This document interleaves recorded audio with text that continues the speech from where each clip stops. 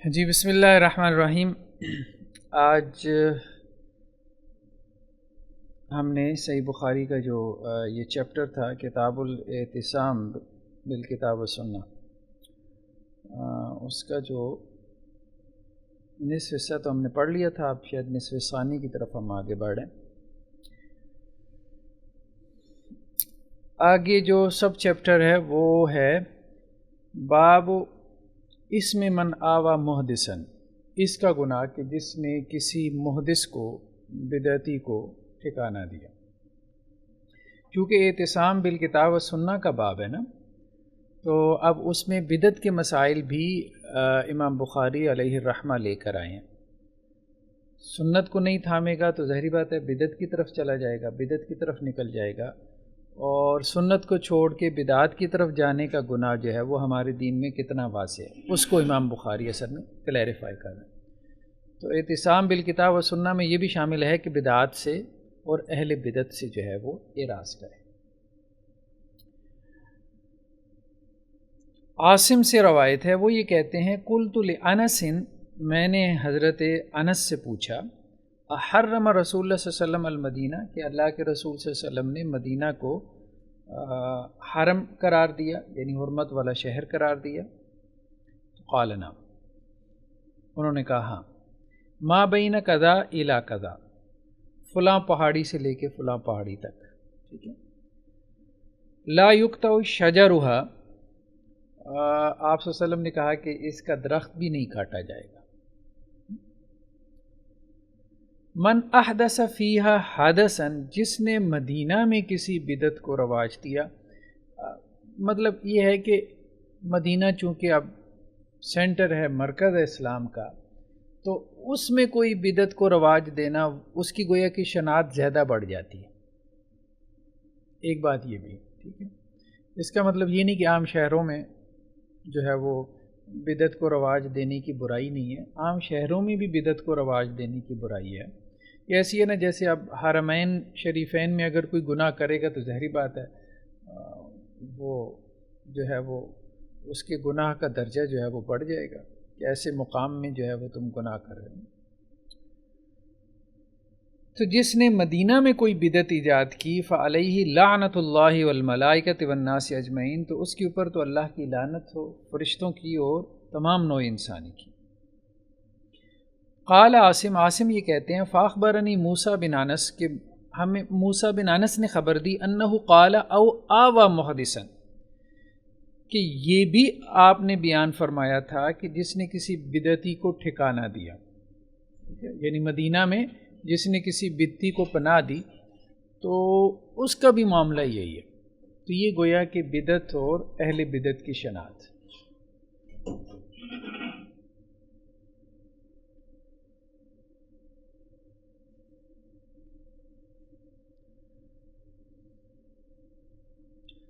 یہ اگرچہ اختلافی مسئلہ ہے کہ مدینہ حرم ہے کہ نہیں ہے، تو بعض اہل علم اس طرف چلے گئے کہ مدینہ جو ہے وہ حرم نہیں ہے، اصل میں حرم مکی حرم ہے۔ یہ بات درست معلوم نہیں ہوتی، آگے بھی روایتیں آ رہی ہیں جس میں واضح طور پہ مدینہ کو حرم قرار دیا گیا، مطلب اس کی بھی حرمت اسی طرح سے ہے جیسے مکہ مکرمہ کی حرمت ہے۔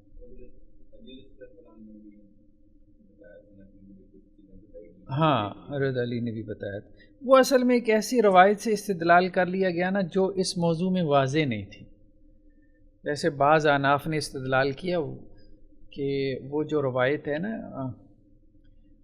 اللہ کے رسول صلی اللہ علیہ وسلم جو ہے وہ ایک بچے سے ملتے تھے اور اس کے پاس ایک چڑیا تھی، اس نے وہ چڑیا پکڑ کے رکھی ہوئی تھی، تو ایک دفعہ وہ چڑیا مر گئی تو آپ صلی اللہ علیہ وسلم نے کہا کہ وہ تیری چڑیا کا کیا ہوا، ٹھیک ہے۔ تو اس سے انہوں نے استدلال کیا کہ جی دیکھیں اگر حرم ہوتا تو یہ اس کی ممانعت ہوتی، لیکن وہ نہیں، وہ روایت اس مسئلے میں واضح نہیں ہے، مطلب اس کا موضوع یہ نہیں ہے کہ اس سے آپ یہ مسئلہ جو ہے وہ نکالیں، اخذ کریں۔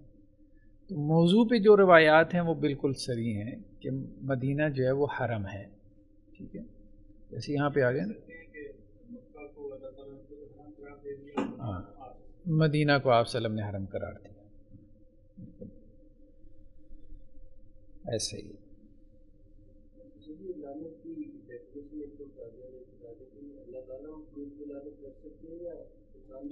لعنت سے مراد یہی ہے کہ اس پہ اللہ کی رحمت نہ ہو، یعنی اللہ کی رحمت سے دوری جو ہے اس کو لعنت کہتے ہیں۔ تو مطلب اہل بدعت کے اوپر جو ہے یا جو بدعت پیدا کرتے ہیں ان پہ اللہ کی لعنت ہو، مطلب وہ اللہ کی رحمت سے دور رہیں۔ تو بدعت سے مراد یہی ہے دین میں بدعت، اس پہ ہم نے پہلے بحث کی ہے۔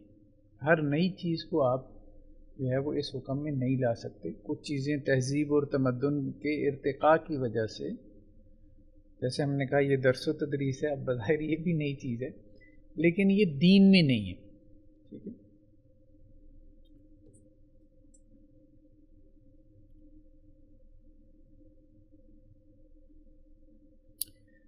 جی نیکسٹ کیا ہے؟ باب ما یذکر من ذم الرأی و تکلف القیاس، رائے کی مذمت کا بیان اور قیاس میں تکلف کرنے کا بیان۔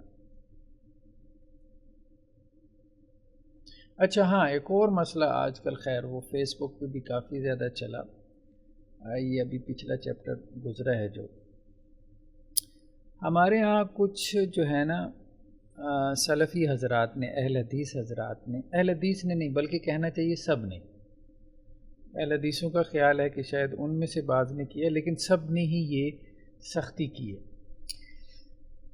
کہ جی دوسرے مسلک کے لوگوں کے ساتھ نہیں بیٹھنا، اور یہ جو تعامل ہے، یہ جو انٹریکشن ہے، یہ اہل بدعت کے ساتھ اس کی ممانعت ہے۔ اب فتاوی جو رضویہ ہے احمد رضا خان صاحب کا، وہ آپ اٹھا کے دیکھیں، اسی طرح وہ جو ان کے پروفیسر غلام رسول سعیدی صاحب ہیں، تو مفتی منیب الرحمان صاحب کے مدرسہ میں رہے، بڑے ان کے اہل علم میں سے ہیں، بریلوی مکتبہ فکر کے، ان کی تبیان القرآن، وہ بعینی یہی حدیثیں جو اہل حدیث بیان کرتے ہیں کہ آپ نے اہل بدعت سے تعامل نہیں رکھنا، اور بعینی وہی سلف کے اقوال، اور وہ اہل حدیثوں کو کہتے ہیں اور دیوبندیوں کو کہتے ہیں کہ یہ بد مذہب ہیں، ان کے ہاں ایک ٹرم استعمال بد مذہب، وہ ان کے خان صاحب نے استعمال کیے ہیں، احمد رضا خان صاحب، تو وہ کہتے ہیں ان کے ساتھ تعامل نہیں رکھنا۔ تو سب نے یہ سختی کی ہے اور یہی حدیثیں استعمال کر کے ایک دوسرے کو بدعتی قرار دیا۔ تو یہ ایک پوائنٹ آف ویو ہے نا کہ سلفیہ یہ کہہ رہے ہیں کہ اشاعرہ اور ماتریدیہ جو ہیں یہ بدعتی ہیں، دوسرا یہ ہے کہ وہ ان کو بدعتی کہہ رہے ہیں یہ ایک دوسرے، انہوں نے ان کو بدعتی بنایا ہوا ہے، یہ کہہ رہے ہیں ان سے انٹریکشن نہیں رکھنا اپنے لوگوں کو، تو انہوں نے یہ کہا ہوا کہ ان سے انٹریکشن نہیں رکھنا کیونکہ یہ حدیثوں میں آیا ہے اور یہ سلف سے ثابت ہے اور سلف کی اتباع کا حکم ہے، ٹھیک ہے۔ یہ ایک عجیب مسئلہ ہے، اور دونوں ایک دوسرے سے واقف نہیں کہ دوسرے بھی یہی حدیثیں اور یہی اقوال استعمال کر رہے ہیں ان سے بچانے کے لیے۔ دیکھیے اس میں کئی ایک باتیں ہیں، ایک بات تو یہ ہے کہ بدعت کی جو شناعت ہے نا، اس پہ تو کوئی کمپرومائز نہیں کرنا چاہیے، ٹھیک ہے؟ اس کی شناعت، اس کی برائی، اس کو بیان کرنا چاہیے، یہ بہت ضروری ہے۔ جیسے کفر ہے، جیسے شرک ہے، اس کی شناعت ہے، اس کی برائی ہے، جہاں جہاں اس کا اطلاق ہوتا ہے کہ یہ چیز بدعت ہے، یہ کفر ہے، یہ شرک ہے، تو اس کا اطلاق کرنا چاہیے، اس کی اپلیکیشن کرنی چاہیے، کیونکہ دین اسی سے محفوظ رہے گا۔ اگر آپ اس میں بھی مساہلت اور کمپرومائز کر لیں گے تو پھر دین محفوظ نہیں رہے گا۔ اب ایک بات یہ ہے کہ کسی کے اوپر یہ اطلاق کرنا کہ یہ بدعتی ہے، یہ کافر ہے، یہ مشرک ہے، تو یہ بہرحال ایک فتویٰ ہے، یہ ایک لیگل ورڈکٹ ہے، اس میں محتاط ہونا چاہیے۔ ایک بات تو یہ ہے، بہت جلدی یہ فتویٰ نہیں لگانا چاہیے، ٹھیک ہے۔ ہاں اس کی بدعت کو بدعت کہیں، اس کا رد بھی کریں، اس کی اصلاح کی کوشش بھی کریں، اس کے کفر اور شرک کو شرک کہیں، اس کی اصلاح بھی کریں، اس میں کمپرومائز کریں، لیکن فتویٰ لگانے کی بات ہے تو اس میں محتاط ہو جائیں۔ اب تیسری بات یہ جو ہے نا کہ ان کے ساتھ تعامل اور انٹریکشن، یہاں پہ جو بات ہو رہی ہے حدیثوں میں اور سلف کے اقوال میں بھی، ایک تو یہ ہے کہ اس بدعت میں یہ مراد ہے کہ آپ ان کے ساتھ ایسا انٹریکشن نہ کریں کہ وہ آپ کے اوپر جو ہے وہ مؤثر ہوں اور آپ ان سے متاثر ہوں، ایسا انٹریکشن نہ ہو، ٹھیک ہے۔ یعنی جیسے بات آئی نا کہ کسی بتی کو آپ پناہ نہ دیں، بالکل ٹھیک ہے، پناہ آپ تبھی اس کو دیں گے کہ جب آپ جو ہے وہ اس سے متاثر ہوں گے، ٹھیک ہے؟ جسے ہم انفلوئنس کہتے ہیں، انفلوئنس نہیں ہونا چاہیے، انسپائر نہیں ہونا چاہیے کسی بتی سے، انسپائر نہیں ہونا چاہیے جس کو آپ بتی سمجھتے ہیں۔ انٹریکشن یا سوشل انٹریکشن جو ہے وہ بالکل ایک ڈفرینٹ چیز ہے۔ وہ اگر آپ باقی اب دیکھیں نا، پچھلے دنوں ایک صاحب نے ویڈیو چڑھائی، وہ خیر میرے بارے میں چڑھائی ہوئی تھی، تو اس میں جو ہے نا وہ یہ اقوال لے کے آ رہے تھے سلف سے، صحابہ سے، کہ جی اگر کوئی مسجد میں بتی داخل ہو جاتا تھا تو وہ اس کو نکال دیتے تھے، یعنی داخل ہی نہیں ہوتے تھے۔ کہنے کا مقصد یہ، اب کسی نے نیچے لکھا ہوا کہ جی پھر اہل حدیث کی مسجد میں تو بریلوی آتے ہیں، آپ ان کو نکالتے کیوں نہیں ہیں؟ ٹھیک ہے، بات یہ ہے کہ نکال سکتے بھی نہیں ہے، صحیح بات ہے، جس ماحول میں بیٹھے ہیں اس ماحول میں یہ پاسبل بھی نہیں ہے کہ آپ بال لکھ کے لگا دیں کہ جی اس میں، ایک تو یہ ہے کہ حکمت کے منافی ہے، بھائی آپ کی مسجد میں آئے گا نہیں تو سیکھے گا کیسے، لرن کیسے کرے گا؟ آپ کی مسجد آپ کے پاس ہے، آپ کی مسجد آپ کے پاس ہے، اور اس میں جو ہے وہ آ کے کوئی اچھی بات ہی سیکھ کے جائے گا۔ ایون کہ دیکھیں ہم بھی حنفی تھے، صحیح بات یہ ہے، ہمارے محلے میں ایک مسجد تھی اہل حدیثوں کی، دور سے گزر جاتے تھے، ایک دفعہ میں وہاں چلا گیا بھول کے، تو وہ امام صاحب نے مجھے دیکھا کہ یہ حنفیوں کی طرح نماز پڑھا رہا ہے، تو انہوں نے اور کچھ نہیں کیا، ایک مشکات مجھے پکڑا دی، بیٹا اس کے اندر جو ہے نا اللہ کے رسول وسلم کی نماز ہے، یہ کتاب الصلاۃ پڑھ لینا۔ میں اس وقت ایف ایس سی کر رہا تھا، مطلب سمجھدار تھا، میں لے گیا، میں نے وہ جب کتاب پڑھی تو اس میں یہ تھا رفع الیدین کرتے تھے اللہ کے رسول، میں نے کہا یہ کہ ہم کیسے نماز پڑھ، تو کہنے کا مقصد یہ ہے کہ آپ پابندیاں لگائیں گے تو لوگ کیسے لرن کریں گے، کیسے سیکھیں گے؟ ٹھیک ہے، بہت دفعہ جو ہے وہ دیکھ کے بھی لرن کرتے ہیں لوگ، بہت دفعہ جو ہے وہ آپ کو کوئی موقع مل جاتا ہے، آپ کو کوئی بات سن لیتے ہیں، جمعہ میں آتے ہیں آپ کے کئی لوگوں کو میں نے سنا وہ بریلوی تھے، کسی اہل حدیث کے پیچھے جمعہ پڑھا اور وہ کیا ہو گیا، کنورٹ ہو گیا۔ مطلب اگر آپ ان کے مقدمہ سے لیں نا، ان کے نزدیک تو یہی چیز ہے نا کہ آپ نے اہل حدیث بنانا ہے اور اہل بدعت کو، ٹھیک، تو یہ بالکل ایک غیر منطقی اور اللاجیکل سی باتیں کرتے ہیں اس حوالے سے، سوشل انٹریکشن بند کر دیں، یہ کر دیں، وہ کر دیں۔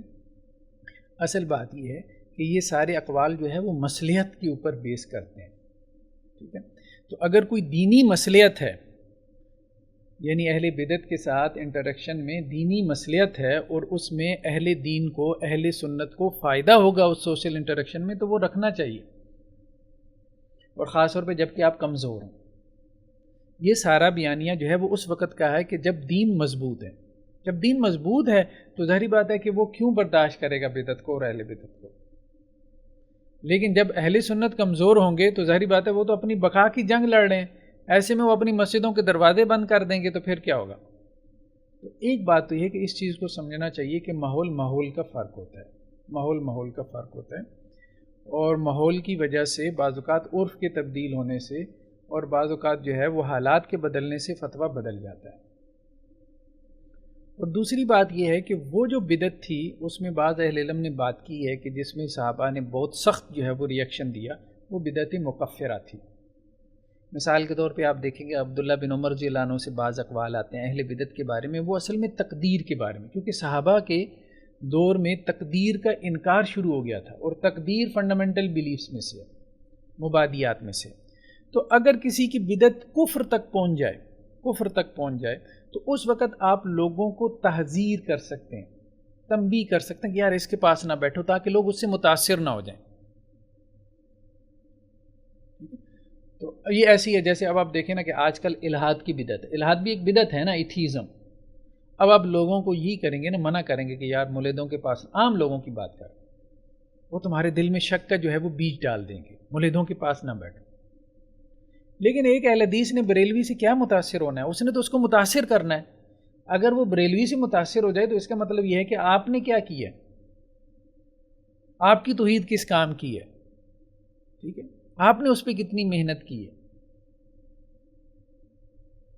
تو اس لیے اس چیز کو جو ہے نا، مطلب ایک ہی اینگل سے دیکھنا، یہ وہ آپ پھر کیا ہے کہ پہلے اپنے مسلک کی بقا کی جنگ لڑ رہے ہیں، دوسرا یہ ہے کہ خواہ مخواہ ایک ایکسٹریمزم اور ایک انتہا پسندی جو ہے وہ رواج پائے گی، جیسے بعض بریلویوں نے لکھا ہوتا ہے کوئی وہابی ہماری مسجد میں داخل نہ ہو،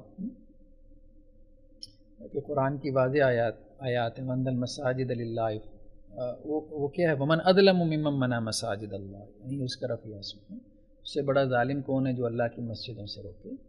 تو مسجد میں آ کے اس نے سجدہ ہی کرنا ہے یار، ٹھیک ہے، اس سے آپ کیسے روک سکتے ہیں؟ اور اس میں اگر کسی سلف کا قول ہے بھی تو وہ اس کو کسی مصلحت کی بنیاد پہ آپ سمجھیں گے، جیسے آپ صلی اللہ علیہ وسلم نے منع کیا کہ جی پیاز کھا کے کوئی مسجد میں نہ آئے، ٹھیک ہے ایک مصلحت ہے، اس کا مطلب یہ تو نہیں کہ آپ اس کو روک ہی دیے۔ تو مصلحت کی بنیاد پہ کسی کو روک دیا جائے وہ ایک علیحدہ بات ہے، اور وہ بھی روکنا وقتی اور عارضی طور پہ ہوتا ہے، مستقل نہیں ہوتا۔ خیر بہرحال ہمارے ہاں چونکہ وہ دین میں اس طرح کی گہرائی نہیں ہے، اب اس گہرائی کی وجہ سے جو ہے نا، وہ ابو بکر قدوسی صاحب ہیں، وہ مکتبہ قدوسیہ والے، انہوں نے ایک آرٹیکل لکھا، ایک اچھا جملہ تھا کہ ہمارے جو بڑے تھے وہ مطلب اہل حدیث علماء جو اکابر تھے یا بر صغیر پاک و ہند کے، انہوں نے تمام مسالک کے لوگوں کے ساتھ انٹریکشن رکھا، تو ان کی جو ہے نا وہ مجالس میں، ان کی تقاریر میں، خطبات میں، کانفرنسز میں دوسرے مسلکوں کے لوگ آ جاتے تھے، اور اس طرح اہل حدیث دعوت کے ذریعے سے پھیلے، پنجاب میں خاص طور پہ، کیونکہ یہاں تو سارے حنفی تھے، ظاہری بات ہے، یہ تو بعد میں آئے، لیکن اس کے بعد کیا ہوا کہ انہوں نے سختی کرنا شروع کر دی، بریلویوں سے وہ ساری سختی ان میں آ گئی، کیونکہ انہوں نے بھی فتوے لگائے تھے احمد رضا خان صاحب نے، پھر انہوں نے جوابی ریئیکشن میں آ کے یہ سارا کام شروع کیا، اور اب صورتحال یہ ہے کہ اہل حدیث جو ہے وہ نسلاً صرف بڑھ رہے ہیں، ٹھیک ہے، لیکن دعوت میں نہیں، وہ کوئی مناظروں میں کوئی دو چار وہ بس ایسی خبریں ہوتی ہیں، لیکن اب وہ وہاں پہ کھڑے ہو گئے بس، کیونکہ دعوت جو ہے نا، دعوت کا کام اس کے بغیر ممکن ہی نہیں ہے کہ جب تک آپ مدعو کی نفسیات کو سامنے نہ رکھیں، آپ اس کو دھتکار کے، اس پہ فتوے لگا کے آپ اس کو کیسے قائل کر سکتے، کیسے دعوت دے سکتے؟ تو پیار محبت کے ساتھ اس کو اپنے ساتھ اٹیچ کر کے، تو یہ جو سختی ہے نا، خاص طور پہ سختی نے جو ہے وہ، یہ سختی اور لوگوں میں بھی ہے، یہ نہیں کہ صرف اہل حدیث میں ہے، اور لوگوں میں بھی ہے، لیکن ایون کہ آپ اہل حدیثوں میں کسی سے بھی کہیں نا جو تھوڑا سا بھی سمجھدار ہو کہ یار اہل حدیثوں میں آپ کے خیال میں کون سا مسئلہ ایسا ہے جو وہ یہ کہ یار سخت بہت ہے، یہی بات، مطلب یہ چیز اتنی کامن ہے اور اتنی نمایاں ہے، تو اس چیز کو ٹھیک کرنے کی ضرورت ہے۔ خیر بار تو کیا لیکن بات یہ کہ جہاں مصلحت غالب ہوگی نا، اگر آپ کا کوئی دوست ایسا ہے، ٹھیک ہے، ایون کہ نان مسلم بھی ہے، اور آپ سمجھتے ہیں کہ آپ کے ساتھ اٹھنے بیٹھنے سے یا آپ کے اس کے ساتھ اٹھنے بیٹھنے سے وہ دین کی طرف راغب ہوگا، مطلب یہ ہے کہ آپ کو انفلوئنس نہیں کرے گا، آپ کا اثر قبول کرے گا، ٹھیک ہے، تو یا کم از کم یہ ہے کہ آپ اس کے ساتھ کوئی ڈائیلاگ کریں گے، کوئی بات چیت کریں گے، وہ اس پہ سوچ بچار کرے گا، اس کے دماغ کے دریچے کھلیں گے، اس غالب مصلحت کی بنیاد پہ آپ بالکل اٹھ بیٹھ سکتے ہیں۔ تو دیکھیں نا، قرآن نے تو منع نہیں کیا، اب جیسے یہود و نصارہ کے بارے میں بھی، بلکہ مشرکین کے بارے میں بھی کہا، ہاں یہ ضرور کہا ہے کہ جب وہ دین کا مذاق اڑا رہے ہوں پھر تم وہاں سے اٹھ جاؤ، لیکن اگر وہ کسی اور بات میں مشغول ہو جائیں تو پھر بیٹھے رہو تو کوئی حرج نہیں۔ اس کی وجہ یہ ہے کہ بندہ مومن جو ہے نا، جو واقعتاً مومن ہے، جو داعی ہے، وہ متاثر کرتا ہے، ہاں، اولیاء نہ بناؤ، دوست، دلی دوست نہ بناؤ۔ تو ہم یہ بات کر رہے تھے کہ سلف کے جتنے اقوال ہیں وہ اصل میں اس ماحول میں ہیں کہ جس ماحول میں دین غالب تھا، سنت کا غلبہ تھا، وہ لوگ قوت میں تھے، وہ لوگ پاور میں تھے، ٹھیک ہے۔ یہ ایسی ہے کہ آج مسلمان مغلوب ہیں اور آپ انہیں کہیں کہ جی یہ یہود النصارہ کے ساتھ ایسا سلوک کرو، حدیثوں میں آتا ہے کہ گلی میں سے گزر رہے ہو نا تو دھکا دے کے سائڈ پہ کرو ان کو، تو وہ آپ کو بتائیں گے، ٹھیک ہے۔ تو یہ نہیں، جب آپ کمزور ہوں تو اس وقت جو احکامات اللہ تعالیٰ نے اس وقت کے لیے دیے ہیں کہ جب آپ طاقتور ہوں تو وہ آپ لاگو نہیں کرتے کمزوری کی حالت میں، ٹھیک ہے۔ یعنی مدینے میں جو آیات اتری ہیں، آپ مکی حالات میں ہیں، کمزور ہیں، ٹھیک ہے، تو آپ وہ مدینے والی جو ہے وہ آپ کہیں دعوت کے بجائے، صبر کے بجائے نا جہاد شروع کر دو، تو پھر وہی حال ہوگا جو ہم نے یہاں جہاد کے نام پہ جو ہے وہ، تو حالات کے اعتبار سے احکامات آتے ہیں، ہر حال میں ایک منہج نہیں ہے، مناہج مختلف ہیں، اگر آپ کمزور ہیں تو دعوت کا منہج ہے، اگر آپ طاقتور ہیں تو جہاد کا منہج ہے، تو اسی طرح سے مختلف احکامات ہیں مختلف حالات کے اعتبار سے، تو اس چیز کو لوگ مد نظر نہیں رکھتے، وہ صرف جی حدیث میں آ گیا، حدیث میں آ گیا بس، یہ ہے سلف سے آ گیا بس چلا ہی جاؤ ہے۔ تو قرآن جو ہے وہ جہاد سے بھرا پڑا ہے، اٹھ کے پھر جہاد شروع کر دو، اور وہ کر کے کچھ لوگوں نے دیکھ بھی لیا اسی بنیاد پہ، اس کے نتائج بھی بھگت لیے۔ وہ ایک خاص حالات میں تھا نا، جب آپ قوت میں ہو تو پھر ٹھیک ہے بھائی، قرآن نے کہا کہ 1-2 کی نسبت ہو، اب تمہارا ایمان کمزور ہو گیا، سورہ انفال میں کہا نا، تو پھر ٹھیک ہے کر لو۔ اب 1-2 کی نسبت کہاں ہے، نہیں ہے نا، وہ بھی عددی نہیں قوت کے اعتبار سے۔ خیر بار تو گہرائی کی ضرورت ہے بہت زیادہ، جو ہے نا صرف ایک چیز کا نص سے ثابت ہو جانا، ٹھیک ہے، اور پھر جو ہے وہ ظاہری سوچ کے تحت بس یہ نص میں آ گیا ہے تو شروع ہو جاؤ آپ۔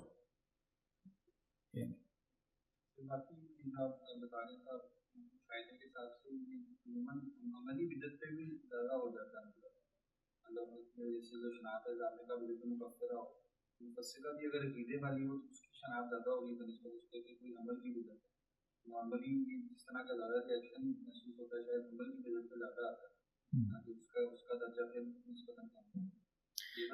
ہاں یہ بات بھی درست ہے۔ دوسری بات یہ ہے کہ اصل مقصد ہے اصلاح، اصل مقصد ہے اصلاح۔ دیکھیں اگر آپ مسلح ہیں، آپ ایک ریفارمر ہیں، آپ مبلغ ہیں، پریچر ہیں، دائی ہیں، ٹھیک ہے، اور آپ کا مقصد اصلاح ہے، تو آپ لازماً سوشل انٹریکشن کی طرف جائیں گے، ممکن ہی نہیں ہے مطلب گھر بیٹھے آپ کیسے اصلاح کریں گے؟ تو ایک بندہ اگر اس مقصد سے سوشل انٹریکشن کر رہا ہے کہ میں نے اصلاح کرنی ہے، تو وہ بالکل ٹھیک کر رہا ہے۔ یہاں تو حدیثوں میں یہ مراد ہے کہ وہ اس سے متاثر ہو کے بیٹھ جائے، متاثر ہو کے بیٹھ جائے گا تو پھر کیا ہے، اس کی بدعت پہ آ جائے گا، تو وہ تو ظاہری بات ہے ٹھیک نہیں ہے، وہ تو ٹھیک نہیں۔ اصل میں لوگ اس کا فرق نہیں کرتے، اس کا فرق نہیں کرتے۔ چلیں بہرحال کتاب الاعتصام بالکتاب والسنہ، باب ما یذکر من ذم الرائے، رائے کی مذمت کا بیان، و تکلف القیاس، اور قیاس میں تکلف کا بیان، یعنی قیاس میں جو تکلف ہے اس کی مذمت کا بیان۔ دو چیزوں کی مذمت، ایک تو رائے کی مذمت، اس سے لگتا ہے کہ امام بخاری رائے کو پسند نہیں کرتے، اور دوسرا جو ہے وہ قیاس میں تکلف۔ یہاں ابن حجر وغیرہ نے کہا ہے کہ امام بخاری قیاس کے منکر نہیں ہیں، لیکن قیاس میں تکلف کو انہوں نے پسند نہیں کیا۔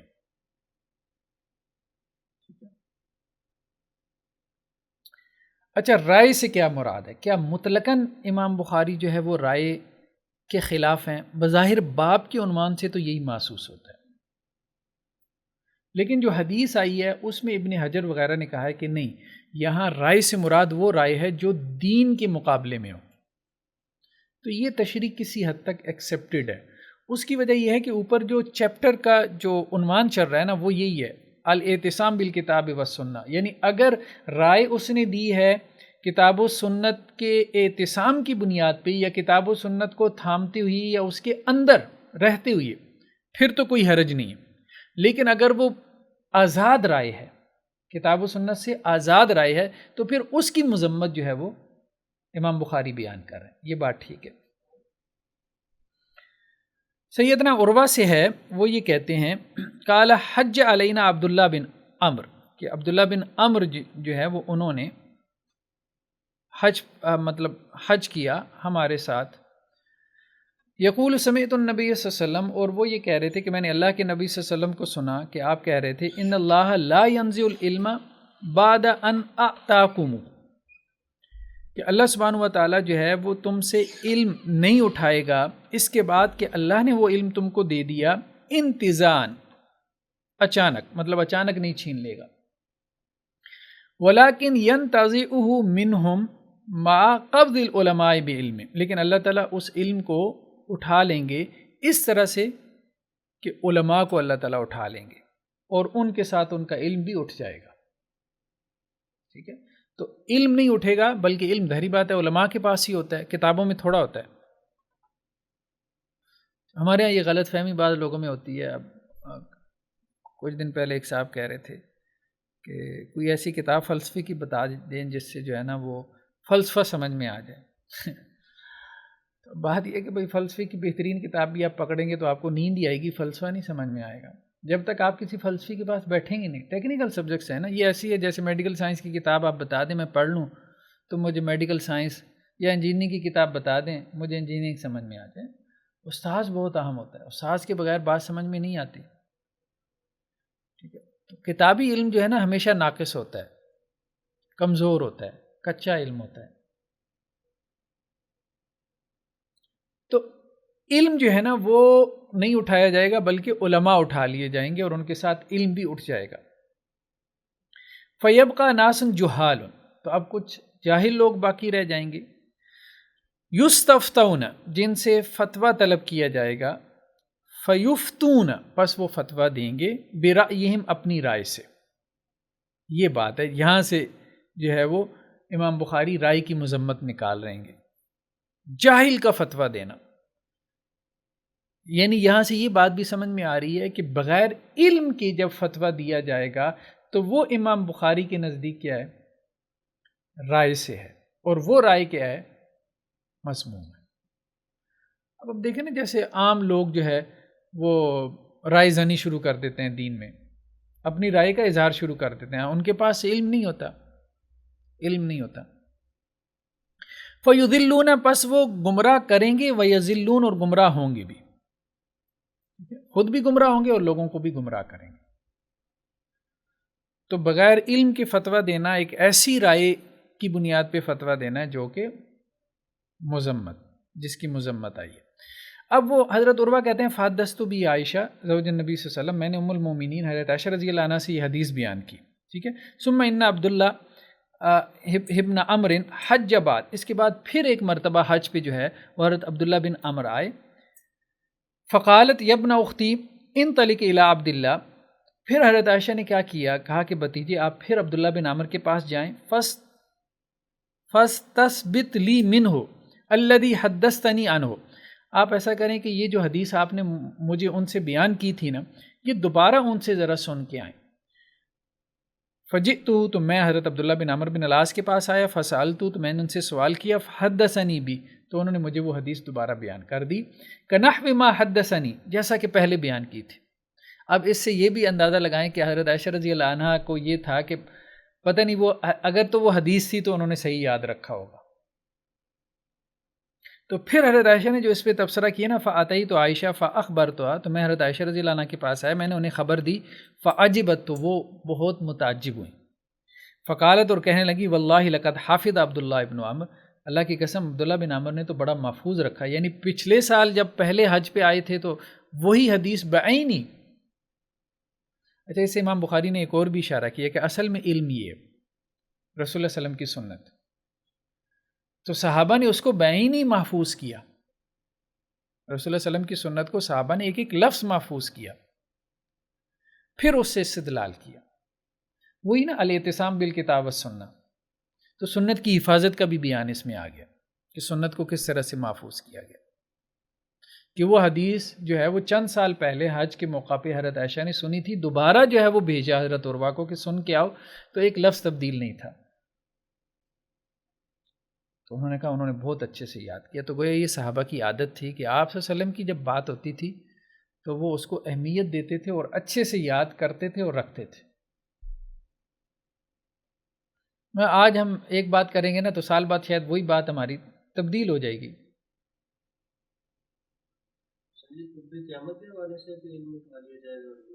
ہاں، قرب قیامت کے حوالے سے، قرب قیامت۔ اچھا، ترجمۃ الباب میں یہ ایک آیت بھی لے کے آئے ہیں، ولا تقف،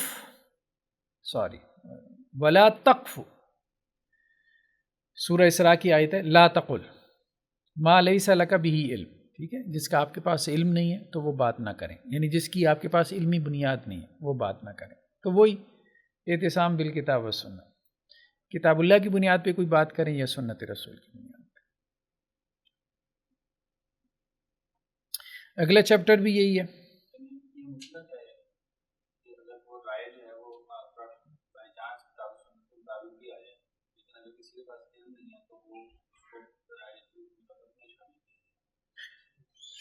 نہیں، امام بخاری کی یہ مراد نہیں ہے، وہ اور حدیثوں سے نکل سکتا ہے، یہ امام بخاری کی مراد نہیں، وہ آگے کچھ اور روایتیں بھی آ رہی ہیں۔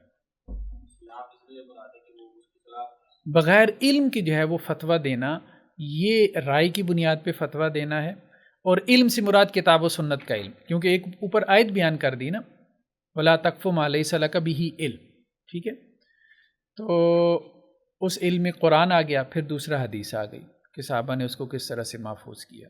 تو کتاب و سنت کے بغیر فتویٰ دینا، یہ رائے کی بنیاد پہ فتویٰ دینا ہے، اور یہ رائے وہ ہے کہ جس کی مذمت آئی ہے، اور یہ کہا گیا کہ یہ جاہل لوگ ہیں جو ایسے فتویٰ دیتے ہیں، اور یہ گمراہ کرنے والے بھی ہیں اور گمراہ ہونے والے بھی ہیں۔ یہ حضرت اعمش یہ ہے، قال سألت ابا وائل، میں نے ابو وائل سے یہ سوال کیا، حل شہدت صفین، کہ کیا آپ صفین میں حاضر تھے، صفین کی جنگ میں جو حضرت امیر معاویہ اور حضرت علی رضی اللہ عنہما کے مابین۔ قال نعم، تو انہوں نے کہا ہاں۔ فسمعت سہل بن حنیف، تو میں نے سہل بن حنیف سے سنا، یقول، اب یہ ہا کا مطلب ہے تحویل سند چینج ہو گئی، تو وہ پھر جو ہے نا وہ آگے بات آ رہی ہے۔ وحدثنا موسیٰ، اور پھر وہ آگے سند بیان کر رہے ہیں، ٹھیک ہے۔ تو ابو وائل کس سے بیان کرتے ہیں؟ قال سہل بن حنیف، کہ سہل بن حنیف نے یہ بات بیان کی، ٹھیک ہے، یہ صحابہ میں سے ہیں۔ یا ایھا الناس، اے لوگو، اتہموا رأیکم علی دینکم، یہ وہ الفاظ ہیں، دین کے مقابلے میں، علی یہاں مقابلے کے لیے، دین کے مقابلے میں اپنی رائے کو کیا کرو؟ متہم کرو، ٹھیک ہے، یعنی دین کے مقابلے میں اپنی رائے کو کیا کرو؟ تہمت والی بات سمجھو۔ دین کے مقابلے میں اگر آپ اپنی رائے بیان کر رہے ہو تو آپ یوں سمجھے جیسے آپ دین پہ تہمت لگا رہے ہو۔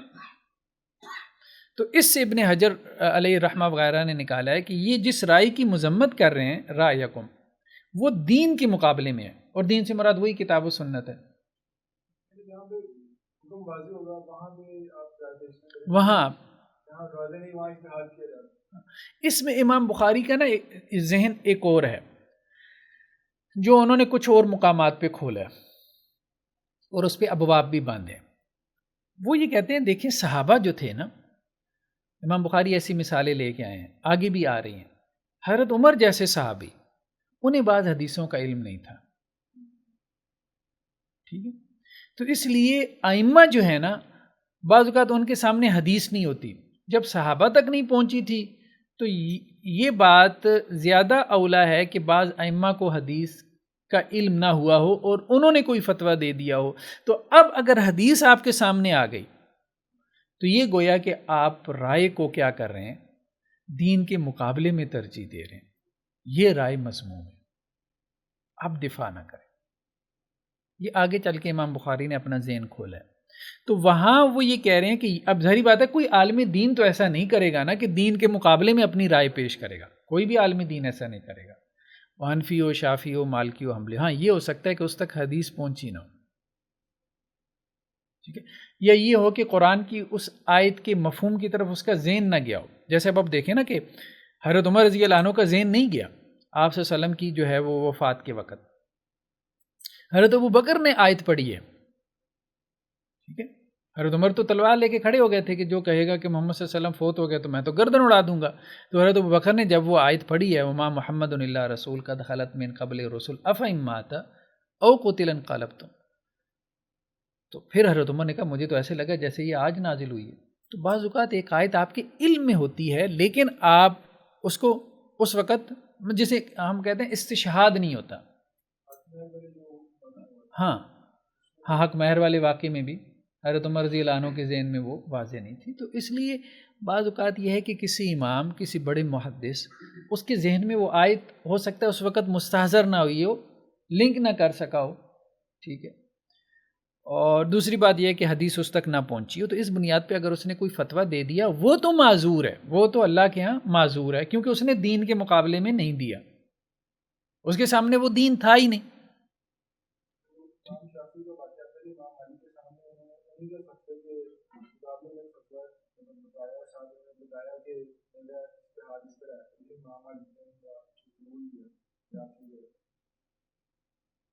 طلاق کے بارے میں کوئی مسئلہ تھا، امام مالک نے ایک رائے دی اس بندے کو بھی سوال کرنے والا، امام شافعی آئے ہوئے تھے، انہوں نے کہا نہیں میری رائے آپ کی رائے سے مختلف اور کس وجہ سے ہے، تو انہوں نے کہا آپ کو فتویٰ دینا بھی آ گئی۔ لقد رأیتنی یوم ابی جندل، تو سہل بن حنیف کہتے ہیں کہ ابو جندل والا واقعہ تو معروف ہے رضی اللہ عنہ، ٹھیک ہے، یہ سیرت میں وہ جو بھاگ آئے تھے اور صلح حدیبیہ کے بعد، تو اب مشرکین مکہ نے کہا جی صلح ہوئی ہے، ہمارا بندہ آپ کے پاس آئے گا تو آپ نے واپس کرنا ہے۔ اب وہ بیچارے مظلوم بھی تھے، مسلمان بھی ہو گئے تھے، اب صحابہ کا دل نہیں تھا کہ اللہ کے رسول واپس کرتے، ٹھیک ہے، تو کیونکہ ابھی اس کے اوپر جو ہے نا وہ سائن بھی نہیں ہوئے تھے، ٹی ٹی کے اوپر لکھا جا چکا تھا لیکن ابھی سائن نہیں ہوئے، سگنیچر نہیں ہوئے تھے۔ تو لقد رأیتنی یوم ابی جندل، کہ میں نے اپنے آپ کو ابو جندل والے دن دیکھا، یعنی میں نے اپنے آپ پہ غور کیا۔ سہل بن جو ہے وہ حنیف کہتے ہیں ولو استطیع، اگر مجھے استطاعت ہوتی، ان ارد امر رسول اللہ صلی اللہ علیہ وسلم علیہ، کہ میں رسول اللہ علیہ وسلم کا حکم جو ہے وہ رد کر سکتا، لرددتہ، تو میں اس کو لازماً رد کر دیتا۔ یعنی آپ صلی اللہ علیہ وسلم کا حکم تھا کہ ابو جندل کو ہم نے واپس کرنا ہے، لیکن ہم اپنے ایمانی جذبات کی وجہ سے اس کے قائل نہیں تھے، لیکن ہمارے پاس چونکہ دلیل نہیں تھی آپ صلی اللہ علیہ وسلم کا حکم رد کرنے کی۔ اگر ہمارے پاس کوئی دلیل ہوتی کتاب اللہ میں تو ہم اس وقت، ہمارے جذبات ایسے تھے کہ ہم اس آپ صلی اللہ علیہ وسلم کے حکم کو اگر رد کر سکتے تو رد کر دیتے۔ تو اس سے امام بخاری یہ بھی ثابت کر رہے ہیں کہ اللہ کے رسول صلی اللہ علیہ وسلم کی سنت کے ساتھ جو اعتصام ہے وہ کس درجے میں ہونا چاہیے، کہ بعض اوقات آپ اس سنت کو مطلب آپ کا دل ایکسیپٹ ہی نہیں کر رہا، لیکن اس کے باوجود آپ کو ایکسیپٹ کرنا ہے۔ اب دیکھیں نا اگلے الفاظ کے ہیں، وَمَا وَضَعْنَا سُيُوفَنَا عَلَىٰ عَوَاتِقِنَا إِلَىٰ أَمْرٍ يُفْزِعُنَا، کہ کبھی ایسا نہیں ہوا کہ ہم نے اپنی تلواریں اپنے کندھوں پہ رکھی ہوں، ٹھیک ہے، ایک ایسے معاملے میں کہ جس نے ہمیں جو ہے وہ بے چین کر دیا ہو، إِلَّا أَسْهَلْنَا بِهَا إِلَىٰ أَمْرٍ نَعْرِفُهُ، تو پھر کیا ہوتا تھا کہ وہ معاملہ ہمارے لیے آسان ہو جاتا تھا، اور جیسے ہم اس کو خوب اچھے سے پہچانتے ہیں۔ مطلب سہل بن حنیف کہہ رہے ہیں کہ جب بھی ہمارا دور جاہلیت سے ہمارا معاملہ تو یہ ہے کہ جب بھی کوئی مشکل آتی ہے تو ہمیں تو مسئلے کا ایک ہی حل لگتا تھا، تلوار رکھو اور نکل کھڑے ہو، اور جب ہم نے تلوار نکالی ہمارے سارے مسئلے حل ہو گئے۔ قبائلی معاشرہ تھا، وہ تو ہر مسئلے کا حل جو ہے وہ اسی میں جنگ و جدال میں تلاش کرتے تھے۔ تو وہ کہتے تھے کہ ہماری جو عادت تھی اس عادت کے موافق تو اس مسئلے کا حل بھی یہی تھا، مشرکین مکہ کے اس مسئلے کا حل بھی یہی تھا کہ ابھی صلح حدیبیہ پہ دستخط نہیں ہوئے، آ جاؤ پھر لڑائی کرنی ہے تو کر لیتے ہیں، ابھی تو معاہدہ ہوا نہیں تو معاہدے کی پابندی کی بات کیوں کر رہے ہو۔ غیر هذا الامر، لیکن اب یہ جو معاملہ تھا نا جس میں اب اللہ کے رسول کا حکم آ گیا، تو اس کو ہم نے اس سے پھر ظاہری بات ہے اس میں ہم نے وہ معاملہ نہیں جاری کیا۔ قال وقال ابو وائل شہدت صفین، ابو وائل یہ کہتے ہیں کہ میں صفین کی جنگ میں حاضر تھا، وبئست صفون، صفین کی جنگ میں جو صفیں تھی نا بہت بری تھی، کیوں؟ کیونکہ دونوں طرف مسلمان تھے۔ یہ اصل میں وہ تیسرا بیانیہ ہے جو اکثر صحابہ کا ہمیں ملتا ہے، صحیح بخاری میں بھی صحیح مسلم میں بھی ایسی روایتیں ہیں، ٹھیک ہے۔ حضرت عبداللہ بن عمر اس جنگ سے علیحدہ رہے، جنگ جمل سے بھی، جنگ صفین سے بھی۔ حضرت محمد بن مسلمہ انصاری صحابی وہ بھی علیحدہ رہے، سعد بن ابی وقاص عشرہ مبشرہ میں سے ہیں وہ بھی علیحدہ رہے، ٹھیک ہے۔ حضرت اسامہ بن زید بن ثابت کے بیٹے وہ بھی علیحدہ رہے، اور بڑے بڑے صحابہ، ایک بڑی جماعت تھی صحابہ کی جو دونوں طرف سے جنگ میں شامل نہیں ہوئی۔ اب یہ تو شامل ہوئی ہیں، شامل ہونے کے بعد کہہ رہے ہیں افسوس کر رہے ہیں۔ وہ انجینئر بالکل جو ہے نا، وہ انجینئر محمد علی مرزا، وہ بالکل الگ جو ہے نا وہ کہانی بیان کرتا ہے۔ وہ کہتا ہے کہ جو شامل نہیں ہوئے تھے حضرت علی کی طرف سے وہ افسوس کرتے تھے، یہاں شامل ہونے والے افسوس کر رہے ہیں کہ بری صفیں تھی۔ یہ سہل بن حنیف بھی شامل نہیں ہوئے پھر۔ اور بھی بڑے صحابہ جو ہے وہ شامل نہیں، حضرت ابو موسیٰ اشعری شامل نہیں ہوئے، بلکہ وہ روایت گزری ہے نا، حضرت عمار بن یاسر جب کوفہ میں آئے ہیں حضرت علی کے لیے جو ہے وہ لشکر جمع کرنے کے لیے، تو حضرت ابو موسیٰ اشعری نے بھی کہا، ابو مسعود انصاری نے بھی کہا ان کو، یہ کام ٹھیک نہیں کر رہے آپ، جب سے آپ اسلام لائے ہیں ہم نے آپ کے اندر کوئی برائی نہیں دیکھی سوائے اس کے کہ یہ جو اب آپ کام کر رہے ہیں۔ کیونکہ اس کا نتیجہ مسلمانوں میں جنگ و جدال ہے، اور آپ صلی اللہ علیہ وسلم نے مسلمانوں میں جو باہمی لڑائی ہے اس کو فتنہ قرار دیا، بہت بڑی آزمائش ہے۔ اس لیے اہل علم نے کہا یہ فتنہ الفتنۃ الکبریٰ بہت بڑی آزمائش تھی، ہزاروں مسلمان بلکہ صحابہ شہید ہو گئے، آج تک اس کو جسٹیفائی کرنا مشکل ہو جاتا ہے۔ تو اس میں انہی صحابہ کا موقف بہتر تھا جو سائڈ پہ ہو گئے، جنہوں نے کہا کہ نہیں، اللہ کے رسول صلی اللہ علیہ وسلم نے ڈرایا ہے، بلکہ بعض صحابہ نے کہا اللہ کے وسلم نے کہا کہ قاتل اور مقتول دونوں آگ میں ہوں گے اگر مسلمانوں نے ایک دوسروں کے خلاف تلواریں سونت لی، تو وہ پیچھے رہے۔ تو یہی نیریٹو ہونا چاہیے۔ وہ انجینئر محمد علی میں وہ جذباتی کرتا ہے نا، لوگوں کو جذبات سے کھیلتا ہے نا، وہ یہ کہتا ہے اچھا اگر اس دور میں ہوتے تو کیا معاویہ کے ساتھ ہوتے کہ علی کے ساتھ ہوتے، بتاؤ؟ اس کا جواب یہی ہے کہ بھئی ہم کسی کی طرف بھی نہ ہوتے بلکہ ان صحابہ کی طرف ہوتے جو یہ کہتے تھے کہ مسلمانوں کی باہمی لڑائی یہ فتنہ ہے، اور اللہ کے رسول صلی اللہ علیہ وسلم ان حدیثوں میں جس میں آپ صلی اللہ علیہ وسلم فرمایا کہ میرے بعد کافر نہ ہو جانا، کہ ایک دوسرے کی گردنیں اڑانے لگ جانا، تو صحابہ نے کہا کہ یہ روایتیں اصل میں آپ صلی اللہ علیہ وسلم اسی لڑائیوں سے منع کر رہے تھے، تو صحابہ نے باقاعدہ سمجھایا۔ تو امام بخاری کا رجحان بھی اسی طرف ہے، یہ جو روایت لے کے آئے ہیں نا، وہ بئست صفون، صفیں بری تھی، کہ اعتصام بالکتاب و سنہ یہی تھا کہ آپس میں بچ کے رہتے، لڑائی میں شامل نہ ہوتے۔ اب اس میں یہ آیت سے استدلال کرنا کہ جی وَإِن طَائِفَتَانِ مِنَ الْمُؤْمِنِينَ اقْتَتَلُوا فَأَصْلِحُوا بَيْنَهُمَا، وہ اگلے جو آیت کا حصہ ہے نا وہ پڑھتے ہیں، فَإِن بَغَتْ إِحْدَاهُمَا عَلَى الْأُخْرَىٰ، کہ وہ چونکہ باغی تھا تو اس کے خلاف قتال ضروری تھا۔ حالانکہ قرآن کا حکم کیا ہے کہ صلح کرواؤ، جب دو گروہ آپس میں لڑ پڑیں تو اصل حکم صلح کا ہے۔ ہاں پھر یہ کہا کہ جو فریق صلح کو توڑ دے اس کو باغی کہا ہے، اس سے لڑائی کرو، تو صلح تو ہوئی نہیں، پہلی لڑائی ہو گئی، نہ جنگ جمل میں صلح ہوئی ہے نہ صفین سے پہلے صلح ہوئی ہے، صلح تو ہوئی ہے حضرت حسن اور حضرت امیر معاویہ رضی اللہ عنہما، اب صلح ہوئی ہے۔ تو صلح اصل بات یہ ہوتی ہے نا، جب تک صلح نہ ہونا تو چیزیں گنجلک ہوتی ہیں، الجھی ہوئی ہوتی ہیں۔ یعنی اب دیکھیں صحابہ جلیل القدر صحابہ عشرہ مبشرہ میں سے وہ بھی یہ طے نہیں کر پا رہے کہ حق کس طرف ہے، وہ کہتے ہیں ہم تو دونوں سے بچیں گے۔ اگر اتنا ہی واضح معاملہ تھا تو وہ کیوں علیحدہ رہے جنگ سے؟ ظاہری بات ہے وہ جب علیحدہ رہے تو اس کا مطلب یہ تھا کہ وہ اب یہاں اس وقت یہ باتیں کرنا جی نہیں دوسری طرف باغی گروہ تھا، تو ان پہ کیوں نہیں واضح تھا کہ یہ باغی گروہ ہے؟ مطلب یہ ہے کہ وہ ان کا نیریٹو بھی سمجھ رہے تھے کہ یار ان کی بات میں بھی وزن ہے، اس لیے تو وہ کہہ رہے تھے کہ ہم نے ادھر بھی نہیں جانا ادھر بھی نہیں جانا، ان کی بات بھی ان کو سمجھ میں آ رہی تھی کہ یار ان کے اعتراضات میں بھی وزن ہے۔ تو معاملات بہت کمپلیکس ہوتے ہیں۔ ہاں جب صلح ہو جائے تو ایک بات متعین ہو گئی، اب جب بات متعین ہو گئی تو اب آپ کہہ سکتے ہیں کہ کسی نے زیادتی کی ہے نا، تو اس کی زیادتی کا اب آپ تعین کر سکتے ہیں۔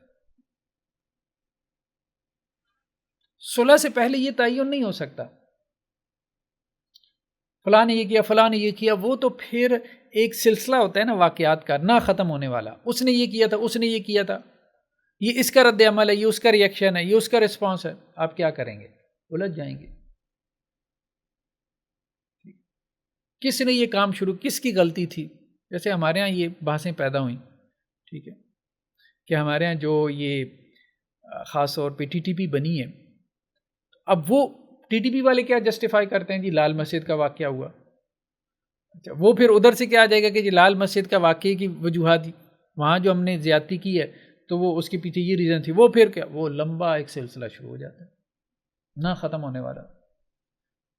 پھر اس کا حل یہ ہوتا ہے کہ ایک دفعہ صلح ہو جائے، متعین ہو جائے، پچھلی بات کو چھوڑو، اب ایک دفعہ صلح ہو جائے، پھر وہ صلح جو ہے وہ اب ریٹن صورت میں ہے، اب متعین ہو گیا، اب اس کے بعد کیا، اس کے بعد اب جو زیادتی کرے، تو وہ اصل میں یہ مراد ہے کہ صلح کے بعد جو صلح سے جو فریق پھر جائے اس کو پورا نہ کرے اس کی شرائط کو، تو اس کے ساتھ سب مل کے قتال کرو، وہاں یہ مراد ہے، یہ نہیں۔ خیر بہرحال وہ تو ایک علیحدہ بات ہے، لیکن اس سے ایک اور بات بھی سمجھ میں آتی ہے، یہ جو ہمارے ابھی بدعت کا مسئلہ نکالا ہوا ہے نا، یہ کہتے ہیں کہ جی جو سلف نے کیا ہے نا بس وہ ہمیں کرنا چاہیے، منہج سلف۔ بات یہ ہے کہ یہ بھی تو سلف نے کی ہے، ہزاروں صحابہ تھے نا، یہ بھی تو سلف نے کی ہے. آپ پیروی کریں گے اس کی؟ کیوں نہیں کریں گے؟ اس لیے کہ آپ کہیں گے کہ جی نہیں یہ مستحسن چیز نہیں. تو بعض اوقات جو ہے نا سلف سے کچھ معاملات میں سختی جو ہے وہ آ جاتی ہے. سلف کی ہر بات حجت نہیں. اس پہ بہت اچھی کتاب حافظ محمد گوندلوی اہل حدیث کے بڑے علماء میں سے، ان کی کتاب ہے الاصلاح کے نام سے. انہوں نے بڑی تفصیل سے لکھا ہے، اس مسئلے کو واضح کیا کہ سلف حجت نہیں ہے. آپ ایک رہنمائی لے لیں ان سے، لیکن وہ آپ کے لیے حجت بائنڈنگ نہیں ہے. بائنڈنگ صرف کتاب و سنت ہے. سلف کا قول و فعل اگر کتاب و سنت کے خلاف ہوگا تو وہ حجت نہیں.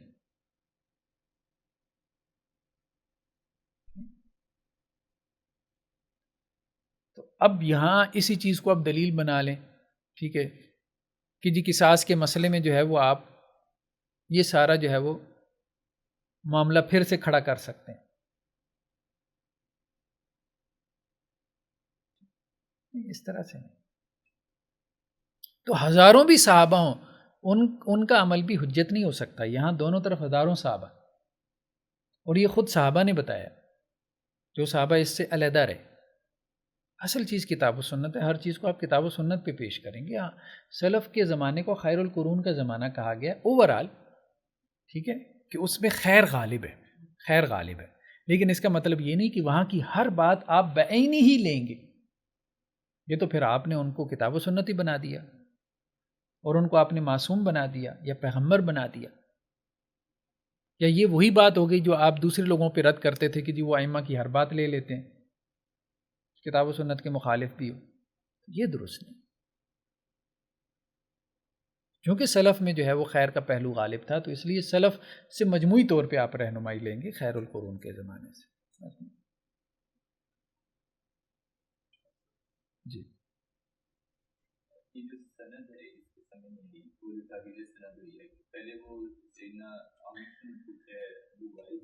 جی جی انہوں نے اپنا آنسر دیا کہ ہاں میں شامل ہوا تھا. جی پھر ساتھ میں یہ کہتے ہیں تو یہ دوسری بات آ گئی اس میں. ٹھیک ہے نا. پیچھے تو یہ تھا نا، ایک منٹ، اس میں بات مختصر تھی نا. اس سند سے بات ان کو مختصر ملی تھی اتنی: حدثنا عبدان اخبرنا ابو حمزہ سمعت الاعمش قال سألت ابا وائل. ٹھیک ہے، اب یہ یہاں سے یہاں تک اس کو رکھیں. اب اس کے بعد جو ہے نا اگلی سند کیا ہے، اس میں حدثنا موسیٰ بن اسماعیل ابو اوانا، وہ پھر اعمش سے بیان کرتے ہیں.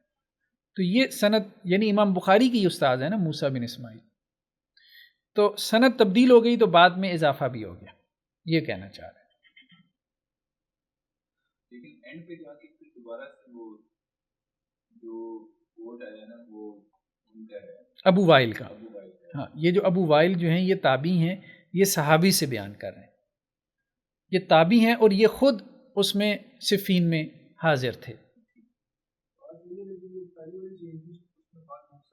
اس میں بات مختصر آ گئی، لیکن یہ سند نیچے سے تبدیل ہے نا، نیچے سے بدلی.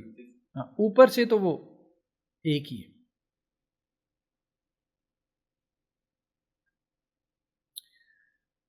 باب ما کان النبی صلی اللہ علیہ وسلم یسأل مما لم ینزل علیہ الوحی. قرآن سنت کی مختلف تعویل کر کے ایک مختلف رائے دیتا ہے، تو کیا وہ دین کے مقابلے کی رائے شمار ہوگی یا نہیں؟ کیونکہ اس میں تعویل کر دی نا قرآن سنت کی.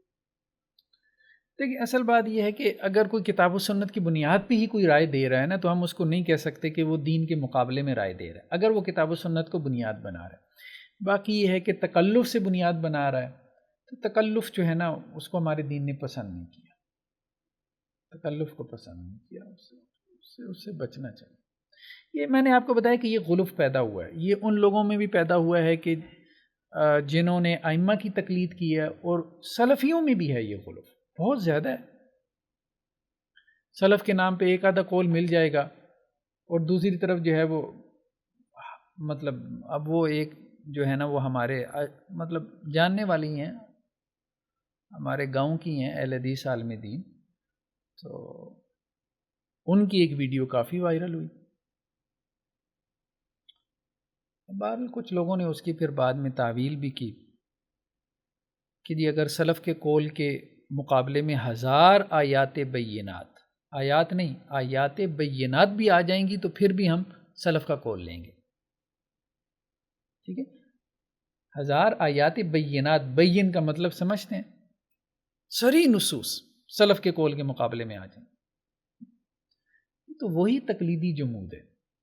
تو اہل حدیثوں میں بھی سلفیوں میں بھی یہ چیز پیدا ہوئی ہے، یہ جمود پیدا ہوا ہے، اور اس میں دیکھیں خواہ مخواہ اتنا تکلف نہیں کرنا چاہیے، ٹھیک ہے یار وہ لوگ انسان تھے، صحابہ نے ایک دوسرے کے خلاف فتویٰ دیا کہ نہیں دیا؟ سارا آپ کی فقہ المقارن کمپیریٹو فقہ اسی سے بھری پڑی ہے، ٹھیک ہے؟ حافظ محمد گوندلوی صاحب نے یہی مثالیں بیان کی ہیں، وہ کہتے ہیں اگر سلف حجت ہوتے تو عبداللہ بن عباس کا قول ہے کہ وہ متع کے قائل تھے اضطراری حالت میں، ٹھیک ہے؟ فلاں صحابی فلاں کے قائل تھے، تو تم قائل کیوں نہیں ہو؟ اس کا مطلب یہ ہے کہ خود تم بھی نہیں مانتے لیکن ایک خواہ مخواہ تکلف کر کے ایک جھگڑا کھڑا کیا ہوا ہے، بلا وجہ اصرار کیے جا رہے ہو کہ حجت ہے حجت ہے حجت ہے۔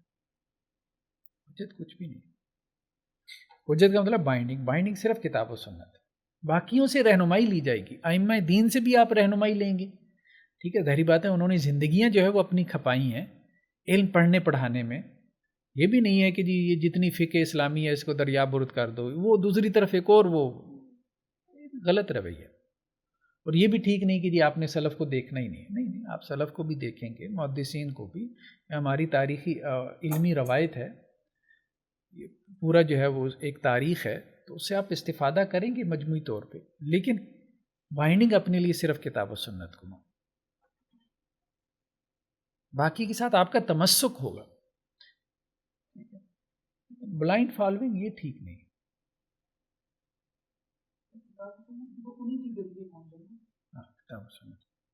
تو کتاب و سنت اصل میں نقل ہے، روایت ہے، اور ایک اس روایت کا فہم ہے، تو جو روایت ان کے ذریعے ہم تک پہنچی ہے اس پہ تو ہم اعتماد کرتے ہیں، کیوں نہیں؟ انہوں نے دونوں چیزوں کو علیحدہ رکھ کے ہم تک پہنچایا نا، انہوں نے کہا یہ روایت ہے، یہ ہمارا فہم ہے، ایسے ہی ہے نا؟ جیسے صحیح بخاری میں امام بخاری نے روایت کو علیحدہ سے پہنچایا، تو روایت کو تو ہم بین نہیں لیتے ہیں، اس میں تو ہم کوئی سوال کھڑے ہی نہیں کرتے، ٹھیک ہے؟ اگر وہ روایت صحیح ہو۔ دوسری چیز انہوں نے بتا دیا کہ یہ ہمارا فہم ہے، اب جو ابواب ہیں اس کے اوپر وہ امام بخاری کا فہم ہے، اس سے تو اختلاف ہو سکتا ہے نا، وہ تو حدیث نہیں ہے، صحیح بخاری کے جو ابواب ہیں چیپٹر کے عناوین میں کوئی اختلاف کرے، اب ہم اس کو بھی حدیث کا درجہ دینا شروع کر دیں تو یہ غلو ہو جائے گا۔ باقی یہ بات ٹھیک ہے، ہم کہیں کہ جی ہمیں یہ بات سمجھ میں آتی ہے، بس ایک ہمبل سی اوپینین بیان کر دیں۔ تو اسی طرح سلف کا فہم اور چیز ہے، سلف کی روایت جو ہے وہ حجت ہے، جو روایت انہوں نے کتاب و سنت کی بیان کی ہے وہ بائنڈنگ ہے، اس سے آپ اختلاف نہیں کر سکتے۔ جو انہوں نے قرآن نقل کیا، جو انہوں نے حدیث نقل کی، اگر وہ صحیح ہے، سکہ راویوں سے آئی ہے، ہاں ان کا جو فہم ہے اس سے اختلاف کیا جا سکتا ہے، ہاں اگر ان کا اجماع ہو جائے، کنسنسس ہو جائے، تو پھر تو اجماع حجت ہے نا، وہ ایک علیحدہ بات ہے، اجماع حجت ہے۔ باقی تابعین نے آپس میں اختلاف کیا، صحابہ نے آپس میں اختلاف کیا، کتابیں بھری پڑی ہیں، ہزاروں مسائل ہیں، تابعین نے صحابہ سے اختلاف کیا، تبع تابعین نے تابعین سے کیا، ائمہ نے صحابہ کی آراء جو ہے وہ نہیں لی، ائمہ اور فقہاء نے صحابہ کی آراء نہیں، تو ہماری تاریخ کا اتنا بڑا حصہ ہے، تو عملاً تو کسی نے بھی حجت نہیں مانا، اب ایک خواہ مخواہ کا ایک تکلف ہے، ایک بس زور لگاتے ہیں جی سلف حجت ہیں سلف حجت ہیں، وہ آپ کے ذہن میں بس دو چار مسئلے بیٹھ جاتے ہیں، وہ سختی والے مزاج کی وجہ سے، وہ اب اس کو گھما پھرا کے کبھی اس سے جوڑ کے کبھی اس سے جوڑ کے بات بنانے کی کوشش کرتے ہیں، وہ بات بنتی بھی نہیں۔ خیر بار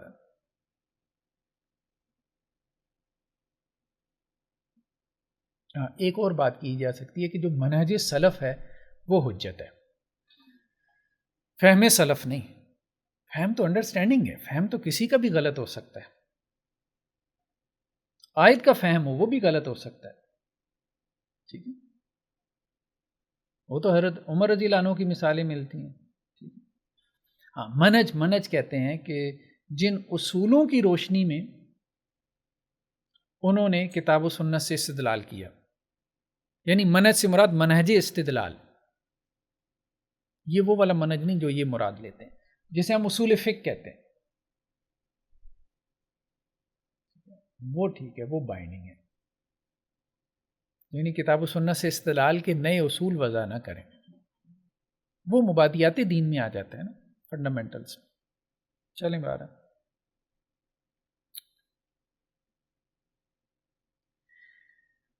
ابن منقدر کہتے ہیں کہ میں نے حضرت جابر بن عبداللہ سے سنا۔ اچھا اگلی یہ کیا ہے سب چیپٹر، باب ما کان النبی صلی اللہ علیہ وسلم یسأل مما لم ينزل علیہ الوحی،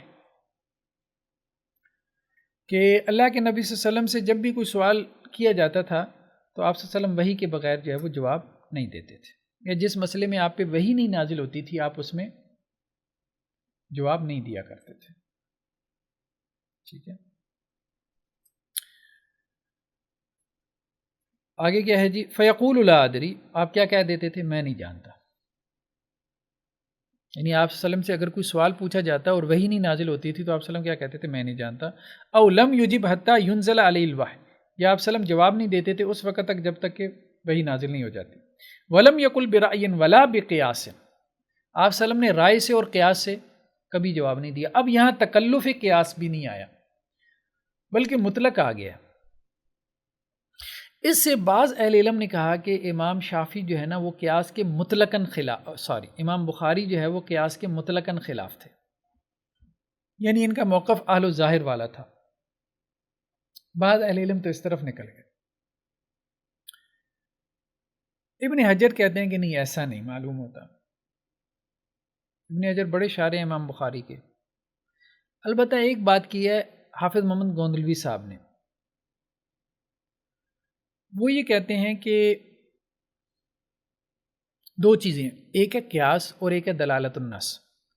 امام بخاری قیاس کے قائل نہیں ہے، دلالت النص کے قائل ہے۔ قیاس میں اور دلالت النص میں فرق کیا ہے؟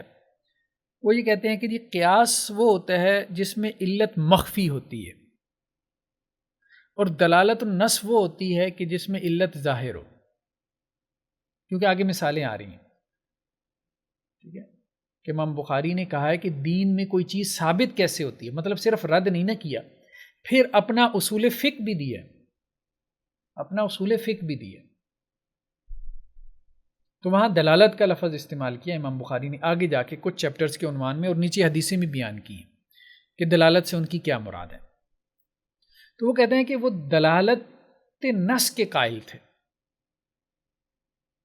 ٹھیک ہے، یا آپ یوں بھی کہہ سکتے ہیں کہ جیسے بعض اہل علم نے کہا کہ امام بخاری اصل میں قیاس مساوی یا قیاس اولا کے قائل تھے۔ قیاس مساوی یا قیاس اولا اس کو کہتے ہیں کہ جس میں علت جو ہے نا وہ مساوی طور پہ یا بالاولا موجود ہو، جیسے دلالت اولا میں ہوتا ہے جب کہا گیا نا کہ والدین کو اف تک نہ کہو، تو اس کا مطلب کیا ہے کہ ان کو گالی بھی نہیں دے سکتے، تو یہ علت مطلب ظاہری علت ہے۔ علت سے مراد وہ وجہ ہوتی ہے جس کی وجہ سے آپ ایک چیز سے حکم دوسری چیز میں ٹرانسفر کرتے ہیں، ٹھیک ہے، وہ وجہ، وہ ریزن، جیسے ہم نے اصول فقہ میں پڑھا تھا نا، ایک قیاس کی باس میں علت ہم نے پڑھی تھی، وہ کامن ریزن جو دونوں ایونٹس میں کیا ہے، کامن ہے، مشترک ہے، جس کی جیسے شراب کی مثال ہم نے دیکھی تھی کہ شراب کی حرمت کی وجہ کیا ہے کہ وہ نشہ آور ہے، تو نشہ اس کی علت ہے، اس کے حرام ہونے کی۔ حکم کیا؟ حرام ہونا۔ اب آپ نے یہ حکم ٹرانسفر کیا ڈرگز میں، منشیات میں، چرس میں، ہیروئن میں، افیون وغیرہ میں، حرمت کا حکم، جو شراب کا حکم تھا وہ حکم آپ نے ٹرانسفر کیا ڈرگز میں، کس بنیاد پہ؟ علت کی بنیاد پہ۔ ایک کامن ریزن تھی جو دونوں میں تھی، وہ کیا تھی؟ انٹاکسیکیٹنگ پراپرٹی، کہ دونوں میں نشہ ہے۔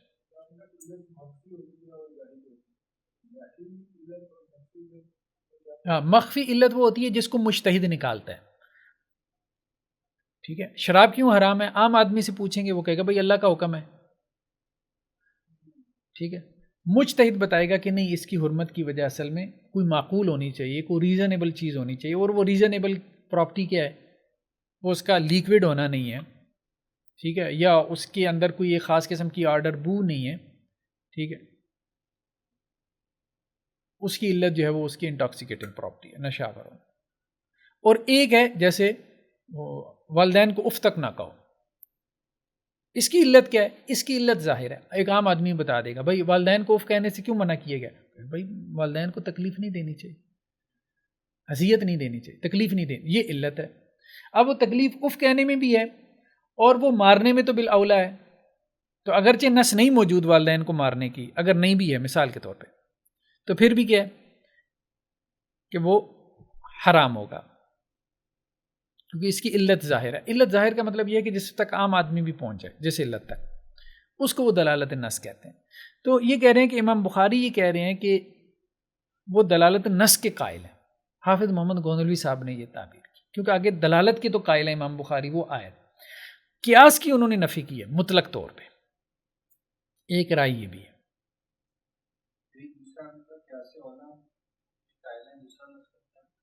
کیا سے مساوی؟ مساوی میں بھی یہی ہے کہ وہ علت مساوی درجے میں موجود ہوتی ہے۔ جی جی ہاں، آپ یوں کہہ لیں، کبھی کس کیا سے مساوی ہوتا ہے، کبھی کیا سے اولا ہوتا ہے، کبھی کیا سے اولا ہوتا ہے۔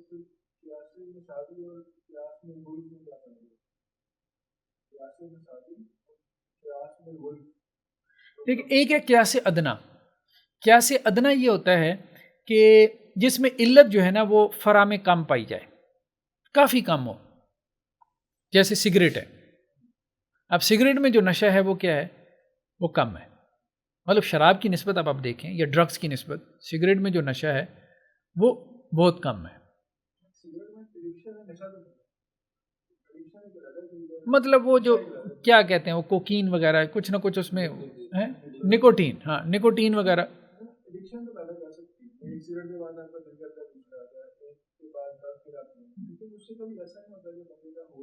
نہیں، وہ اسی لیے حرمت کا حکم نہیں نہ لگاتے، تو یہ قیاس ادنا ہے نا۔ قیاس ادنا میں یہ ہے کہ علت جو اصل میں موجود ہے اور جس کوانٹٹی میں موجود ہے اس کوانٹٹی میں وہ علت فرع میں نہ ہو، یعنی کم ہو،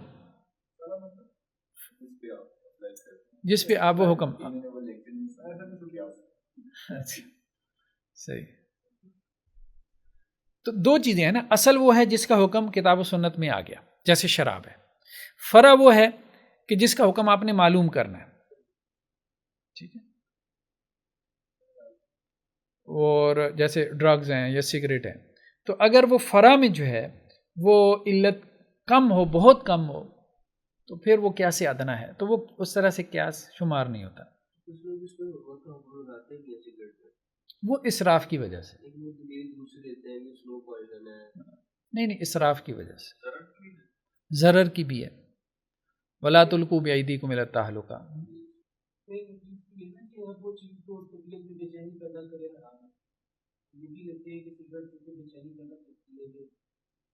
اصلاً تو اسراف ہے، قرآن نے کہا نا اسراف نہ کرو، وَلَا تُسْرِفُوا، یعنی اسراف کہتے ہیں مال کو بے جا خرچ کرنا، غیر ضروری جگہ پہ خرچ کرنا، اور اسی طرح فضول خرچی، وَلَا تُبَذِّرْ تَبْذِيرًا، فضول خرچی نہ کرو، اور یہ بھی کہا کہ فضول خرچ شیطان کا بھائی ہے، تو یہ اصل میں اس مد میں آ جاتا ہے، پیسے کو آگے لگا رہے ہیں نا، اور کیا کر رہے ہیں، حرمت کا ہی ہے، اسراف کی وجہ سے۔ اور دوسرا جو ہے نا وَلَا تُلْقُوا بِأَيْدِيكُمْ إِلَى التَّهْلُكَةِ، اپنے آپ کو ہلاکت میں مت ڈالو، چونکہ وہ اب ہلاکت میں ڈالنے کے مترادف ہے۔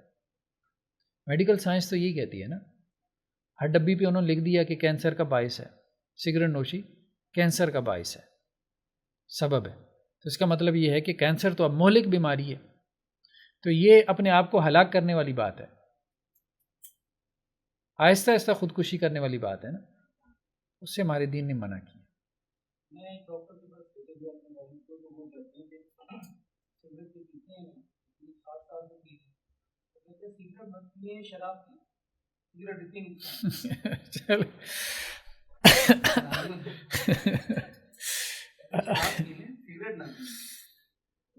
بار ولم یقل برأی ولا بقیاس، اور اللہ کے رسول صلی اللہ علیہ وسلم نے کبھی بھی رائے سے اور قیاس سے گفتگو نہیں کی، لقولی تعالی، کیونکہ اللہ تعالیٰ کا قول کیا ہے، بما اراک اللہ، یہ قرآن میں آتا ہے نا، لِتَحْكُمَ بَيْنَ النَّاسِ بِمَا أَرَاكَ اللَّهُ، کہ ہم نے آپ کی طرف کتاب نازل کی ہے تاکہ آپ اس کتاب کے ذریعے کیا کریں، لوگوں میں فیصلہ کریں، بما اراک اللہ، اس کے مطابق جو اللہ نے آپ کو دکھا دیا. یہ نہیں کہا کہ جو آپ نے دیکھا، جو اللہ نے آپ کو سجھا دیا.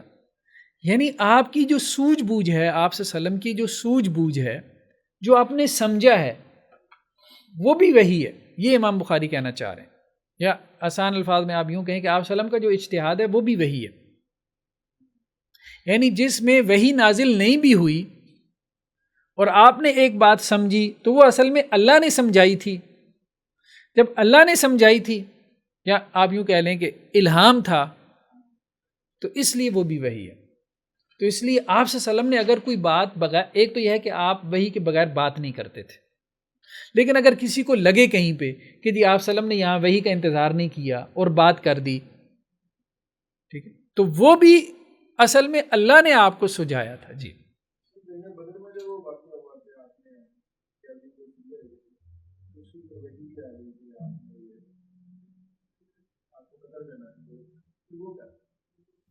اس میں وہ یہ کہتے ہیں نا کہ اگر وہ اللہ نے نہ سجھایا ہو، ٹھیک ہے، اگر اللہ نے نہ سجھایا ہو تو اس کی تصحیح آ جاتی ہے.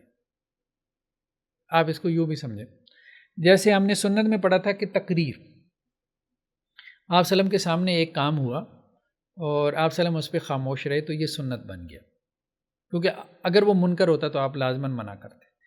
اللہ کے رسول صلی اللہ علیہ وسلم اگر ایک بات یا ایک کام کریں گے خود انیشیٹو لے کے بھی، ٹھیک ہے، اگر اللہ کی طرف سے تصحیح نہیں آئی تو مطلب وہ بما اراک اللہ ہے. اگر تصحیح آ گئی تو وہ نازل شدہ وحی ہے. دونوں صورتوں میں وہ وحی ہے.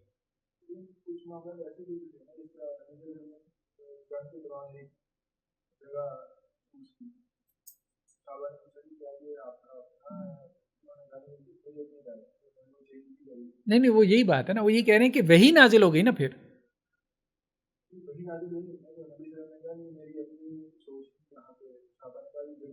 اچھا آپ اس کی بات کر رہے ہیں، ٹھیک ہے، غزوہ بدر کی بات کر رہے ہیں.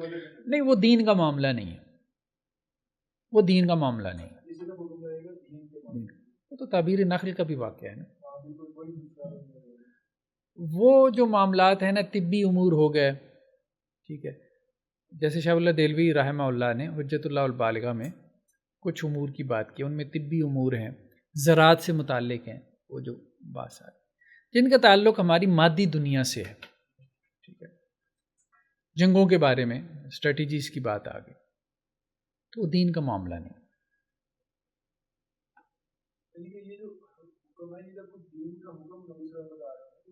اس کے بارے میں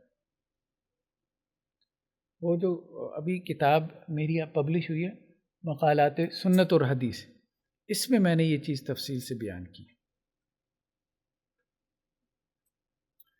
ایک وہ تھی نا خاتون صحابیہ حضرت عائشہ رضی اللہ عنہا کی، جو آزاد کردہ جو ہے وہ لونڈی تھی، ان کا نام میرے ذہن میں نہیں آ رہا، بریرہ، حضرت بریرہ.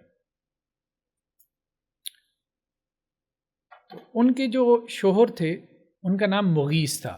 مغیث جو ہے نا وہ آپ کہہ لیں کہ شکل و صورت کے اچھے نہیں تھے، کالی رنگت تھی. تو اب حضرت بریرہ کو حضرت عائشہ رضی اللہ عنہ نے آزاد کر دیا. جب آزاد کر دیا تو اب ان کے شوہر تو ابھی غلام ہیں، تو نکاح ختم ہو گیا آزاد کا غلام کے ساتھ، مطلب یہ مسائل تھے. تو حضرت مغیث یہ چاہتے تھے کہ وہ میرے نکاح میں رہیں، یعنی اب ان کے پاس مرضی آ گئی نا، کیونکہ وہ آزاد ہو گئی تو اب ان کے پاس مرضی یعنی ول آ گئی کہ جی وہ چاہیں تو ان کے نکاح میں رہیں، چاہے تو نہ رہیں. تو حضرت بریرہ جو ہے وہ یہ نہیں چاہتی تھی. یہاں تک کہ روایات میں آتا ہے کہ حضرت مغیث جو تھے وہ مدینہ کی گلیوں میں روتے تھے ان کے پیچھے.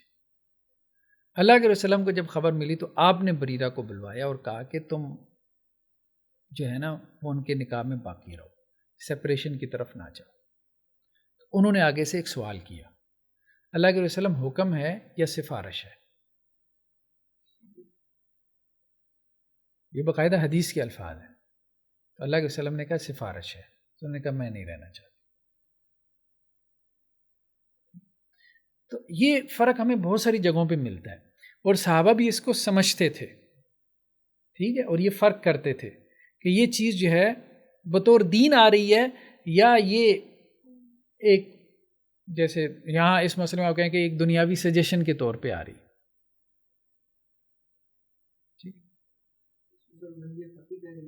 کس کو؟ ہاں، بما اراک اللہ، ایسا ہی ہے. حضرت عبداللہ بن مسعود سے ہے کہ اللہ کے نبی صلی اللہ علیہ وسلم سے جو ہے وہ سوال کیا گیا روح کے بارے میں، تو آپ صلی اللہ علیہ وسلم نے سکوت اختیار کیا یہاں تک کہ آیات نازل ہوئیں. ٹھیک ہے، تو امام بخاری یہ کہہ رہے ہیں کہ آپ صلی اللہ علیہ وسلم کے دو طرز عمل تھے.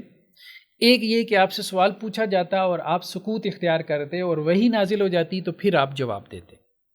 دوسرا یہ کہ آپ صلی اللہ علیہ وسلم جواب دے دیتے، اور جب جواب بھی دیتے تو وہ بھی بما اراک اللہ تھا، یعنی آپ نے اپنے اجتہاد سے جواب بھی دیا تو وہ بھی بما اراک اللہ تھا، اللہ نے آپ کو جیسا سجایا تھا.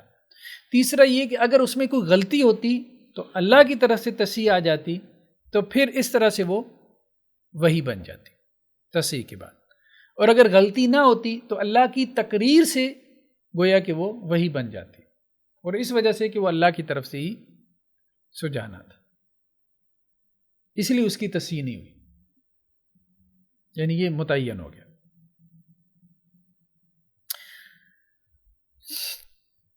تو وہ یہ کہتے ہیں تابعی جو ہیں ابن منقدر، کہ میں نے حضرت جابر بن عبداللہ سے سنا، وہ یہ کہتے ہیں مرض تو کہ میں بیمار ہوا، فجانی رسول صلی اللہ علیہ وسلم یعودنی، کہ میرے پاس اللہ کے رسول صلی اللہ علیہ وسلم آئے میری عیادت کرنے کے لیے. وہ ابو بکر، اور حضرت ابو بکر بھی، وہما معاشیان، اور وہ پیدل چل کر آئے تھے. فاتانی، اور وہ میرے پاس آئے، وقد اغمی علیہ، جبکہ مجھ پہ غشی طاری تھی، یعنی بیہوشی، بخار کی شدت کی وجہ سے. فتوضا رسول اللہ صلی اللہ علیہ وسلم ثم صب وضوءہ علیہ، تو اللہ کے وسلم نے وضو کیا اور پھر اپنے وضو کا جو پانی تھا وہ آپ صلی اللہ علیہ وسلم نے مجھ پہ چھڑکا. فافقت، تو مجھے کچھ افاقہ ہوا. فقلت یا رسول اللہ، میں نے کہا اللہ کے وسلم، وربما قال سفیان، اور حضرت سفیان نے یہ بھی کہا، فقلت اے رسول اللہ، کہ میں نے یہ کہا کہ اے اللہ کے رسول صلی اللہ علیہ وسلم، کیف اقضی فی مالی، میں اپنے مال میں کیسے فیصلہ کروں، کیف اصنع فی مالی، مطلب وہی بات ہو گئی. قال فما اجابنی بشیء، اور جابر کہتے ہیں کہ اللہ کے وسلم نے مجھے جواب نہیں دیا، حتی نازلت آیت المیراث، یہاں تک کہ وراثت کی آیات نازل ہو. یعنی حضرت جابر کو لگا کہ میرا آخری وقت قریب ہے، تو میں اللہ کے وسلم سے پوچھ لوں کہ میں اپنی وراثت کے بارے میں. تو اللہ کے وسلم نے جواب نہیں دیا بلکہ وحی کا انتظار کیا. تو یہ ایک بات امام بخاری نے ثابت کی کہ آپ صلی اللہ علیہ وسلم، اس سے یہ ثابت کر رہے ہیں کہ رائے سے آپ صلی اللہ علیہ وسلم نے بات نہیں کی، وحی کا انتظار کیا، ٹھیک، قیاس سے بات نہیں کی.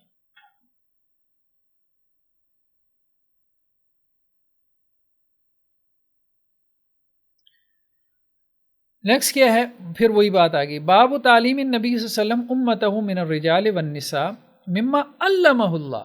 اللہ کے نبی صلی اللہ علیہ وسلم جو ہے نا، اپنی امت کے مرد ہوں یا عورتیں ہوں، دونوں کو جو تعلیم دیتے تھے وہ اصل میں اس علم کی بنیاد تھی جو اللہ نے آپ کو علم دیا تھا. مما علمہ اللہ، لیس برأی ولا تمثیل، اس میں کوئی رائے یا تمثیل نہیں تھی. تمثیل اصل میں قیاس کی اصطلاح ہے، ٹھیک ہے، ایک قیاس منطقی ہے نا، ایک قیاس اصولی ہے. تمثیل یہ ہوتا ہے کہ ایک جزئی جو ہے وہ دوسری جزئی کے مشابہ ہو.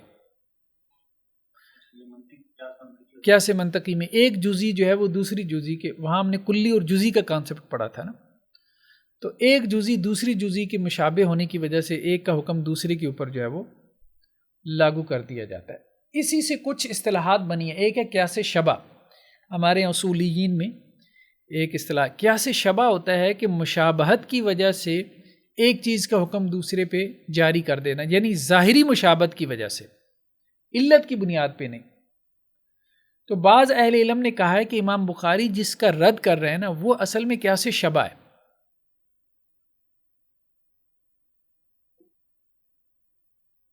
صرف ظاہری مشابہت کی وجہ سے جو ہے وہ آپ حکم نہ لگائیں، بلکہ علت کی بنیاد پہ حکم لگائیں.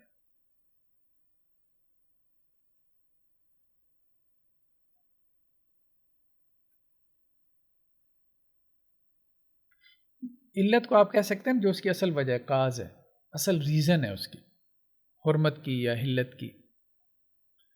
ظاہری مشابہت تو پھر کچھ بھی ہو سکتی ہے، ٹھیک ہے، جیسی ہے نا، جیسے کسی جوس کا رنگ جو ہے وہ شراب کے جیسا ہے تو اس کے اوپر آپ شراب کا حکم لگا دیں، یہ ظاہری مشابہت۔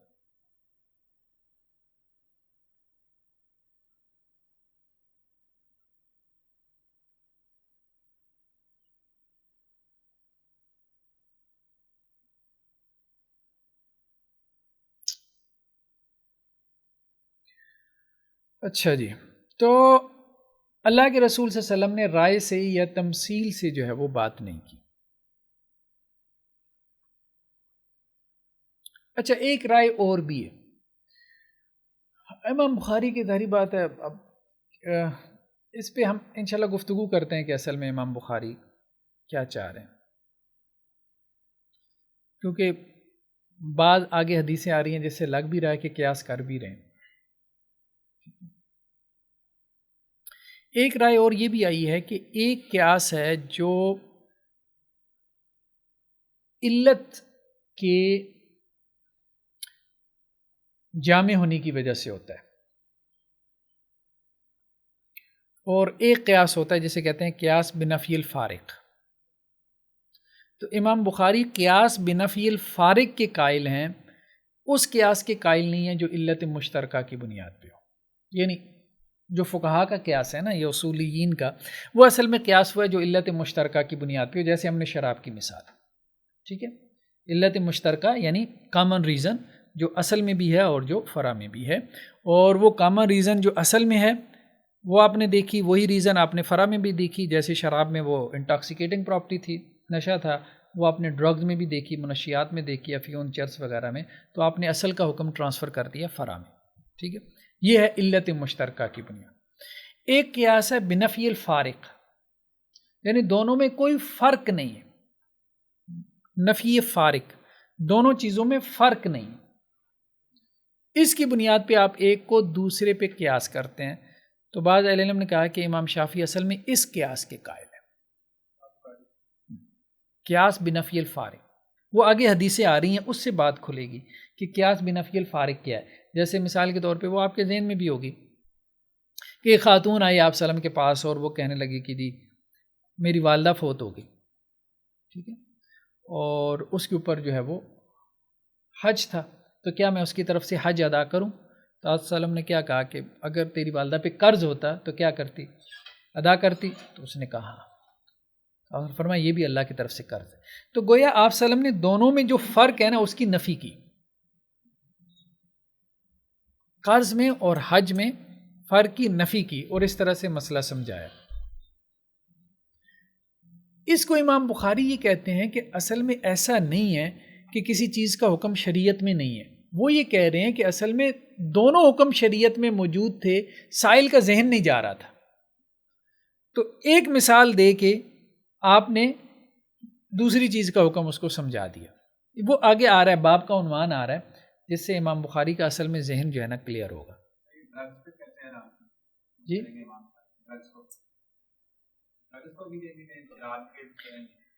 وہ آگے بات آ رہی ہے، دلالت کے ساتھ وہ آگے بات آ رہی ہے۔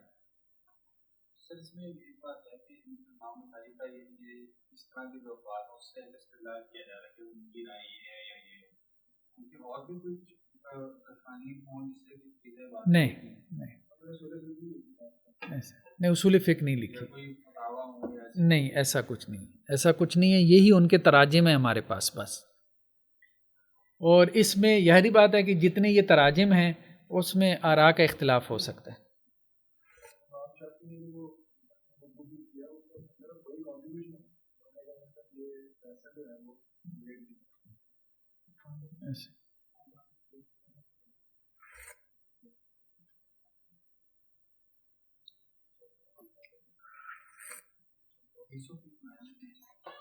دوسرے جو حدیث کی کتابیں جیسے مفرد ہے اس میں بھی اس طرح باب سے استدلال ہے، نہیں وہ نہیں، وہ سادہ، ہاں یہی ہے اصل میں، کہتے ہیں کہ جی امام بخاری کی جو فقہ ہے نا وہ ان کے صحیح بخاری کے ابواب میں ہے، یہ بات معروف ہے، امام بخاری کی فقہ ان کے صحیح بخاری کے ابواب میں۔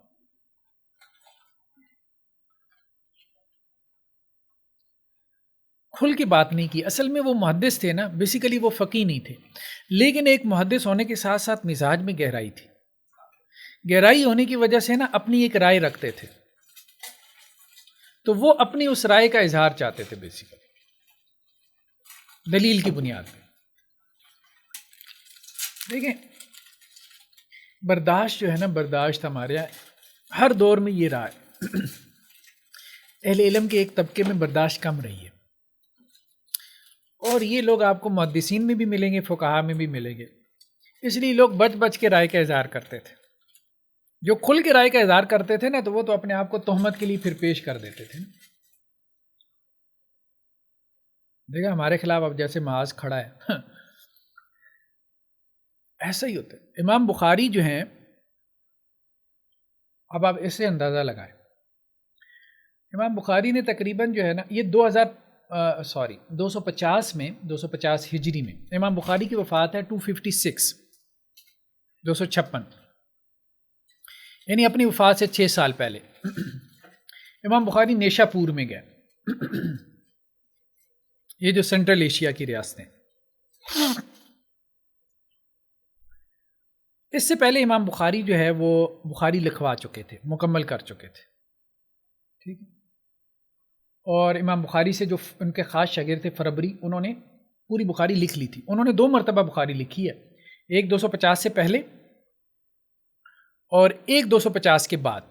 دوسری بخاری انہوں نے لکھی ہے 253 سے 56، 3 سال میں، یعنی یہ جو دوسری مرتبہ لکھی ہے 256 ان کا آخری سال تھا امام بخاری کا، تو اس لیے وہ نسخہ ضرور دیکھنا چاہیے امام بخاری کا، دونوں میں اختلاف ہے، یہ کم لوگوں کو پتہ ہے، فربری کے پہلے اور دوسرے نسخے میں اختلاف ہے۔ اس کی بڑی وجہ کیا ہے کہ امام بخاری جو ہیں، اب کچھ ہمارے یہاں نسخے جو ہے نا بخاری کے، وہ پہلے فربری کے نسخے پہ چل رہے ہیں، اور لوگ یہ سمجھ رہے ہیں کہ فربری سب سے زیادہ اتھینٹک ہے، تو اس لیے فربری کے، ایسا فربری کے بھی جو ہے وہ 2 نسخے ہیں۔ پہلے نسخے سے جو آگے چلا ہے نا، وہ عام طور پہ یونینیا ہے، ہمارے یہاں مشرق میں جتنی کاپیز ہیں بخاری کی وہ یونینیا سے چلتی ہیں۔ دوسرا جو آخری نسخہ تھا وہ ابن سوادہ کا نسخہ تھا، جو ترکی وغیرہ میں آج بھی پڑا ہوا۔ خیر بہرحال وہ ایک زیادہ ٹیکنیکل بحث ہو جائے گی، ابھی میں آپ کو جو بات بتانے والا وہ یہ کہ امام بخاری جب گئے ہیں نیشا پور میں، تو وہاں نیشا پور کے سب سے بڑے محدث تھے امام زہلی۔ امام زہلی جو ہے نا، انہوں نے بخاری کی قدر بھی کی، بلکہ اپنے شاگردوں کو کہا کہ جی بخاری کی مجلس میں جاؤ۔ وہ بخاری اس وقت تک مرتب کر چکے تھے، مطلب ان کا آخری دور تھا، اب یوں کہہ لیں امام بخاری کا نام ہو چکا تھا ان کا، بہت علاقے انہوں نے گھوم پھر لیے تھے، اب نیشا پور آئے۔ اچھا، امام مسلم کا جو سینٹر ہے نا وہ نیشا پور ہے، صحیح مسلم کے جو امام مسلم بھی امام زہلی کی مجلس میں جاتے تھے، اس سے آپ امام زہلی کی مقام اور مرتبہ دیکھیں۔ امام بخاری بھی جو ہے وہ ان کی مجلس میں گئے۔ پھر کچھ لوگوں نے لکھا ہے، اب میں نہیں کہتا، لیکن کچھ لوگوں نے لکھا ہے کہ ان کی مجلس میں، امام زہلی کی مجلس میں لوگ کم ہونا شروع ہو گئے امام بخاری کی طرف جانے کی وجہ سے۔ ظاہری بات ہے امام بخاری کا اپنا مقام اور مرتبہ تھا، اور جتنے بڑے وہ محدث تھے، جب وہ باتیں کرتے ہوں گے تو لوگ کہیں گے یار ہمارے پاس تو استاذ کا بھی استاذ آ گیا۔ تو امام بخاری کا ایک رائے کا اظہار انہوں نے کیا تھا، وہ بھی لوگوں کے پوچھنے پہ، خلق قرآن کے مسئلے میں۔ تو اس میں امام بخاری کا ایک مقولہ معروف ہو گیا، وَلَفْظِ بِالْقُرْآنِ مَخْلُوقٌ، میرا لفظ جو قرآن کے ساتھ ہے نا یہ مخلوق ہے۔ اس کو پکڑ لیا مخالفین نے، اور امام زہلی نے نا اس کے اوپر ایک محاذ کھول دیا، اور یہ ساری آپ کو کتابوں میں ملے گا، امام بخاری کی آزمائش، جو اپنے طبقے کے لوگوں کی طرف سے آئی۔ اب آپ دیکھیں نا جو سخت مزاج لوگ ہوتے ہیں وہ کیسے، یہاں تک کہ امام بخاری نیشا پور میں کسی مجلس میں جاتے تھے نا تو لوگ یہی کہتے تھے لفظ بالقرآن مخلوق، اس کے بارے میں آپ کا کیا کہنا ہے؟ آپ کا یہ قول؟ امام بخاری اوائڈ کرتے تھے، یار جان چھوڑ دو، میں کچھ بھی نہیں کہتا، نہیں چھوڑتے تھے، نہیں چھوڑتے۔ یہاں تک امام زہلی نے فتویٰ دیا کہ چونکہ کہا ہے اور فلاں فلاں کی مجلس میں کہا ہے اور میں گواہ ہوں، ٹھیک ہے، اور اس کا یہ مطلب نکلتا ہے کوئی جو ہے وہ ان کی مجلس میں نہیں جائے گا۔ پورے نیشا پور میں ایک بندہ امام بخاری کی مجلس میں نہیں گیا۔ بہت سے لوگوں نے بخاری کو انفراداً کہا ہے تنہائی میں، آپ بہت بڑے ہیں، آپ کا مقام بھی بڑا ہے اور ہمیں پتہ ہے کہ آپ کے ساتھ زیادتی ہو رہی ہے، لیکن شیخ صاحب کا جو روب اور دبدبہ ہے نا، اگر ہم آپ کی طرف گئے، آپ کی مجلس میں گئے تو ہمارے اوپر بھی وہی فتویٰ لگے گا، ہمارا جینا حرام ہو جائے گا۔ اور ایک مرتبہ امام زہلی نے بھری مجلس میں کہہ دیا، ہزاروں لوگ تھے، کہ جس نے بخاری کی مجلس میں جانا ہے ہماری مجلس میں نہ بیٹھے، یعنی ہماری سند سے اس کو حدیث نہیں ملے گی۔ پھر امام مسلم وہاں سے اٹھے، ساری اسماء و رجال کی کتابوں میں آپ کو یہ اکثر میں مل جائے گا یہ واقعہ، امام اپنا انہوں نے پٹکا اٹھایا، بھری مجلس میں اٹھ گئے، وہ پھر بخاری کے پاس گئے انہوں نے پھر بڑی قدر کی۔ اچھا یہاں پہ ہوا کیا؟ یہاں پہ یہ ہوا ہے کہ امام بخاری جو ہے نا وہ حدیثیں سناتے تھے امام مسلم کو، امام مسلم امام بخاری کے شاگرد بھی ہیں۔ امام مسلم پھر کہتے تھے کہ میری سند میں جو ہے نا یہ اختلاف ہے آپ کی سند سے۔ پھر امام بخاری نے بعض مقامات پہ تصحیح کی ہے، امام مسلم کی رائے لی ہے، کیونکہ ان کے راوی جو ہے وہ زیادہ کیا تھے، بعض سندوں میں ان کے راوی زیادہ ثقہ تھے۔ تو دوسرا نسخہ جو امام بخاری نے جا کے لکھوایا نا 53 میں، اس کی تصحیح، اس میں پھر یہ الفاظ نہیں تھے جس پہ میں نے ایک پورا ایپیسوڈ بنایا نا، تقتل الفیۃ الباغیہ، یہ پہلے نسخے میں تھے جو فربری نے لکھا تھا، اور وہ دوسرے میں جا کے جو ہے وہ اس کو امام بخاری نے مٹا دیا۔ یہ آتا ہے نا، ایک حدیث ہے بہت معروف حضرت عمار بن یاسر کے بارے میں کہ ان کو ایک باغی گروہ قتل کرے گا، یہ صحیح بخاری میں 2 مقامات پہ۔ امام بخاری نے پہلے اس کو اسی طرح سے لیا حضرت ابو سعید خدری سے، ٹھیک ہے، کیونکہ حضرت ابو سعید خدری اسی طرح سے نقل کرتے ہیں کہ آپ صلی اللہ علیہ وسلم نے جو ہے وہ مسجد نبوی کی تعمیر کی موقع پہ حضرت عمار بن یاسر کو کہا تھا کہ آپ کو ایک باغی گروہ قتل کرے گا، اور حضرت عمار بن یاسر حضرت علی رضی اللہ عنہ کی طرف سے تھے، تو اس بنیاد پہ ہو یہ بات فربری نے لکھ لی جو پہلا نسخہ تھا، اور وہ عام بھی ہو گیا۔ جب امام بخاری نیشا پور میں گئے ہیں اور امام مسلم سے اختلاف کیا ہے، اختلاف مطلب مراد محدثین والا اختلاف ہے، یعنی وہ جو سندوں میں اور اس کے متن میں جو اختلاف ہوتا ہے کہ بھئی یہ روایت مجھے اس طرح سے پہنچی، آپ کو اس طرح سے پہنچی ہے، تو امام مسلم نے کہا کہ بھئی میرا راوی یہ کہہ رہا ہے، امام بخاری کو کہا امام مسلم نے، میرا راوی یہ کہہ رہا ہے کہ حضرت ابو سعید خدری یہ کہتے ہیں کہ میں نے یہ الفاظ اللہ کے رسول سے نہیں سنے بلکہ اس سے سنے ہیں من ہوا خیر منی، جو مجھ سے بہتر ہے۔ یہ الفاظ امام بخاری کے راویوں نے نہیں بیان کیے تھے، انہوں نے صرف یہ کہا تھا کہ حضرت ابو سعید خدری یہ کہتے ہیں۔ امام مسلم کو یہ الفاظ پہنچے تھے تو امام مسلم نے صحیح اپنی مسلم میں لائے بھی ہیں وہ الفاظ، جب یہی روایت امام مسلم لے کے آئے ہیں تو اس میں وہ یہ کہتے ہیں کہ ابو سعید خدری یہ کہتے ہیں کہ میں نے اللہ کے رسول سے یہ الفاظ نہیں سنے۔ جب نیچے نے کہا نا، نیچے والے نے کہ جی آپ نے اللہ کے رسول، انہوں نے کہا نہیں،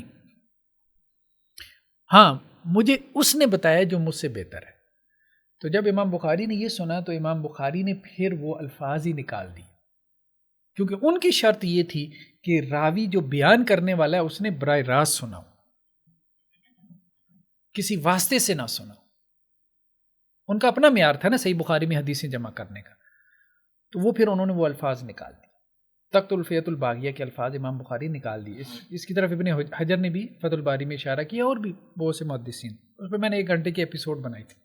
اور وہ بخاری کے جو پرانے مینوسکرپٹس ہیں نا، قدیم نسخے، جو قدیم ترین بخاری کا نسخہ ہمارے پاس ہے، اس میں وہ الفاظ نہیں ہیں، لیکن وہ جو پرانا نسخہ تھا اس سے زیادہ نسخے مشرق میں عام ہوئی ہے، جو لیٹسٹ نسخہ تھا اس سے زیادہ نسخے جو عام ہوئی ہے وہ مغرب میں، تو دونوں نسخوں میں فرق ہے۔ اب بخاری ان نسخوں کے فرق کو سامنے رکھ کے جو ہے وہ پبلش نہیں ہوتی، ایک علمی کام ہوگا کہ وہ نسخوں کا جو فرق ہے، قلمی نسخے جو ہے مینوسکرپٹ جسے کہتے ہیں، ہاتھ سے جو قدیم ہے، عجائبات وغیرہ میوزیمز میں پڑے، اب تو بہت سارے لوگوں نے ان کو گورنمنٹس نے آن لائن بھی کر دیا، ان کے وہ امیجز وغیرہ لے کے وہ مل جاتے ہیں، تو ان کے اختلاف کو ذکر کرنا ضروری ہے کہ بعد میں امام بخاری کی کیا رائے بنی جب امام مسلم کے ساتھ ان کا جو ہے وہ مذاکرہ ہوا، کیونکہ امام مسلم کا منہج بالکل اور ہے کہ ایک متن کو وہ بہت سی سندوں سے لے کے آتے ہیں، سندیں بہت بیان کرتے ہیں اور ذرا ذرا سا اضافہ جو ہے نا اس کو نقل کرتے ہیں۔ امام بخاری کا یہ منہج نہیں ہے، ہر حدیث کی کتاب کا اپنا منہج ہے۔ تو وہ میں یہ کہہ رہا تھا کہ اب دیکھیں امام بخاری جیسے محدث پورے نشا پور میں ایک بندہ نہیں نکلا، تنہائی میں ہمدردی کا اظہار کرتے رہے کہ آپ ٹھیک ہیں، شیخ صاحب غلط ہیں، فلاں ہیں، امکان ہے، ٹھیک ہے۔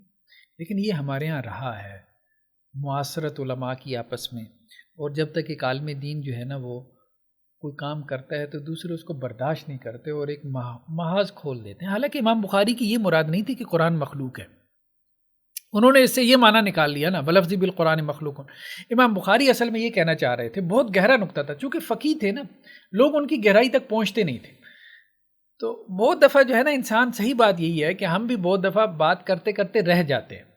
کیوں رہ جاتے ہیں؟ کہ لوگوں کو سمجھ نہیں آئے گی، سمجھ نہیں آئے گی تو لوگ کیا کریں گے؟ محاذ کھول دیں، ذہنی سطح ہی نہیں ہے۔ ایون کہ علماء میں دیکھ لیں ظاہریت زیادہ ہوتی ہے، گہرائی ہوتی نہیں۔ اب امام بخاری یہ بات کر کے، وہ تو انہوں نے کسی سوال کے جواب میں کی نا، انہیں سمجھ میں آ گئی کہ بھائی یہ ان لوگوں کو سمجھ نہیں آ رہی میری بات، تو وہ اس سوال کو اوائڈ کرتے تھے، لیکن اب وہ بات نکل گئی تھی، امام مسلم کو سمجھ میں آ گئی۔ تو امام بخاری اصل میں یہ کہہ رہے تھے کہ وَلَفْظِ بِالْقُرْآنِ مَخْلُوقٌ، کہ یہ میں جب قرآن پڑھ رہا ہوتا ہوں، ٹھیک ہے، تو یہ الفاظ تو میرے ہیں نا، ایک ہے لفظ اور ایک ہے ملفوظ۔ لفظ کے اندر جو ہے اما یتساءلون، اما یتساءلون کیا ہے؟ یہ قرآن ہے، لیکن یہ قرآن کا اظہار میرے الفاظ میں ہو رہا ہے نا۔ تو وہ یہ کہہ رہے تھے کہ یہ جو لفظ قاری کی زبان سے نکل رہا ہے، اس لفظ کو اللہ کا کلام نہ کہو۔ یہ لفظ قاری کی زبان سے جو ادا ہو رہا ہے یہ اس کا اپنا لفظ ہے، اس لفظ کے اندر جو کانٹینٹ ہے، جو ملفوظ ہے، وہ اللہ کا کلام ہے۔ نہیں نہیں نہیں نہیں، وہ نہیں، وہ تو بالکل اور چیز ہے۔ کلام نفسی تو بالکل اور چیز ہے نا، وہ تو متکلمین کا، وہ تو یہ ہے کہ اللہ نے لفظ ادا ہی نہیں کیا۔ نہیں نہیں، اس کے قائل نہیں تھے، کلام نفسی کے قائل نہیں تھے۔ کلام نفسی کا مطلب یہ ہے کہ اپنے نفس میں خود کلامی کرنا۔ یہ قاری کی آواز کو وہ اصل میں مخلوق کہہ رہے تھے، قرآن کو مخلوق نہیں کہہ رہے تھے۔ جیسے وہ یہ کہہ رہے ہیں کہ یہ جو مکتوب ہے نا، مکتوب قرآن مصحف ہے نا، مکتوب تو اللہ کا کلام ہے، لیکن جو حروف ہیں یہ حروف تو کاتب نے لکھے ہیں نا، یہ کاتب کا فعل ہے، کتابت کاتب کا فعل ہے، مکتوب جو ہے وہ قرآن ہے۔ تو قرات قاری کا فعل ہے، مقروء قرآن ہے، اس کے اندر جو ہے، ٹھیک ہے۔ تو یہ گہری بات تھی، یہ گہری بات تھی، لوگوں نے اس فرق کو سمجھا نہیں، اور انہوں نے کہا کہ جی انہوں نے قرآن کو مخلوق بنا دیا۔ اور وہ اس زمانے میں چونکہ پہلے سے ایک فتنہ چلا آ رہا تھا خلق قرآن کا، اس پہ امام احمد بن حنبل نے، جو امام بخاری کے استاد بھی ہیں، بڑی آزمائشیں بھی کاٹی تھی، ٹھیک ہے۔ دوسری بات یہ ہے کہ چلے آپ ان کے اس رائے سے اختلاف بھی کر لیں، لیکن یہ پریشر گروپ بنا کے یہ جو ہے نا وہ گیم کھیلنا کہ جی کوئی عالم بڑا مجتہد درجے پہ بھی ہو تو اپنی رائے کا اظہار ہی نہ کر سکے تمہارے ڈر کی وجہ سے، تو بھائی علم کا دروازہ بند ہو جائے گا۔ پھر مطلب آپ یہ کہنا چاہتے ہو کہ جی بس آپ کی دو چار علمی آراء ہیں، قیامت تک وہی چلتی رہیں۔ یہ اصل میں بدقسمتی سے ایک جو رویہ ایک خاص مذہبی طبقے میں کہ جی کسی رائے کو برداشت ہی نہیں کرتے، اور وہ یہ کہتے ہیں جی جیسے پراپرٹی ہے دین، جو دو چار رائے ہمیں سمجھ میں آ گئی ہیں نا، بس اس کے علاوہ کسی اور رائے کا اظہار، آپ یہ دین میں کوئی تحریف کا دروازہ کھولنا ہے تو جو تم نے کی ہے تو وہ بھی تحریف ہی ہے پھر دین میں۔ قیامت تک جو ہے وہ اہل علم اپنی آراء کا اظہار کریں گے، بس آپ یہ کہیں گے کہ بھائی ایک آدمی اس کا اہل ہے کہ نہیں ہے۔ اگر ایک آدمی اہل ہے دین میں اپنی جو ہے وہ انڈرسٹینڈنگ دینے کا تو وہ دے گا، اور قیامت تک دے گا۔ آپ کون ہوتے ہیں سوشل گروپس بنا کے اس کے اوپر پابندیاں لگانے والے، اور اس کی رائے جو ہے نا وہ پہلے سے مروجہ رائے کے خلاف ہے، فلاں ہے، ڈمکان ہے، ٹھیک ہے۔ یہ جبر جو ہے یہ اس کی دین اجازت نہیں دیتا، اور یہ ہمارے یہاں بدقسمتی سے چلا آ رہا ہے۔ چلا آ رہا ہے۔ اب جیسے دیکھیں نا شاہ اللہ دہلوی علیہ الرحمہ، انہوں نے صرف قرآن کا ترجمہ کیا فارسی میں، اب ترجمہ پہلی مرتبہ تھا، لوگوں نے کفر کے فتوے لگا دیے۔ ایکسیپٹنس اس رائے کو مل جاتی ہے، لیکن آج ہم کہہ سکتے ہیں کہ جی آج کوئی یہ بات کرے کہ جی قرآن کا ترجمہ نہیں کرنا چاہیے، لوگ اس کا سر پھاڑیں گے، لیکن اس دور میں اس کا سر پھاڑنے کو تیار تھے جو قرآن کا ترجمہ کر رہا تھا، اور قتل کی سازش بھی ہوئی ہے شاہ اللہ دہلوی علیہ الرحمہ کی، صرف اس بنیاد پہ قرآن کا ترجمہ کر دی۔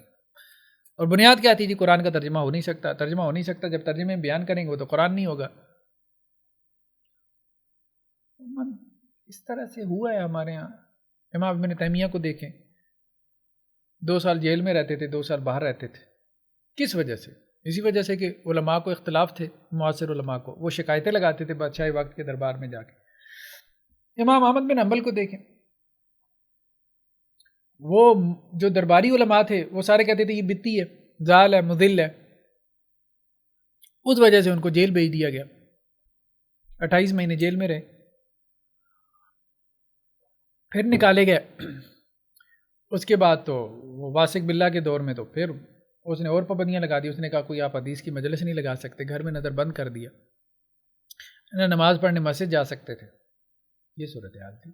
تو بڑے بڑے ائمہ کے ساتھ معاصرت کی وجہ سے وہ ہر طبقے کے علماء نے، اس میں یہ نہیں کہہ سکتے کہ جی وہ بتی علماء تھے، معتزلی تھے، وہ اپنے بھی کون سے آپس میں ایک دوسرے کے خلاف لگے رہتے تھے۔ یہ ایٹیٹیوڈ جو ہے نا، یہ عدم برداشت والا، یہ اصل میں عام طور پہ ان لوگوں میں پیدا ہوتا ہے جن کا ایکسپوئر نہیں ہے، جو اپنے علاقے سے نکلے نہیں، دوسروں کے ساتھ انہوں نے انٹریکشن نہیں کیا، ان میں عام طور پہ یہ ایکسپوئر، وہ برداشت نہیں کرتے اختلاف کو، اختلاف رائے کو۔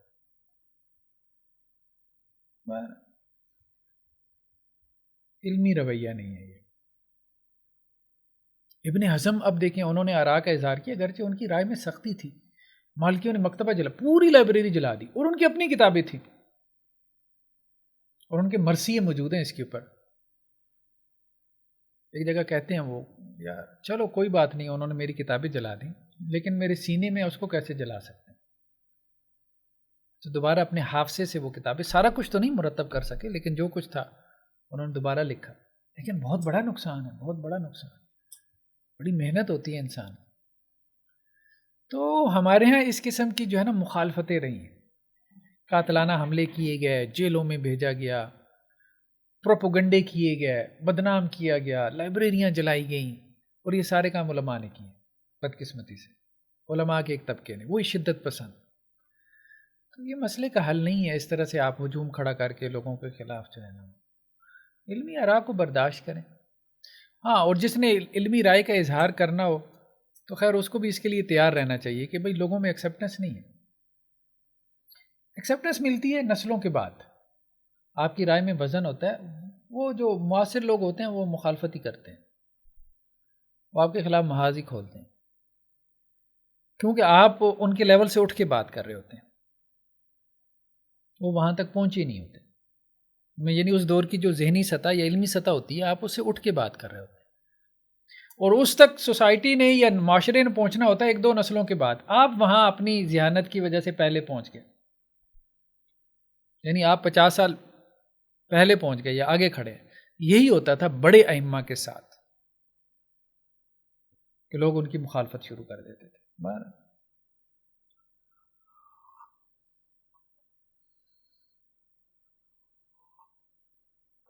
پھر ایک اہم بات ہے، اکثر لوگوں کو میں یہ کہتا ہوں، یہ قرآن کی آیت بڑی اہم ہے۔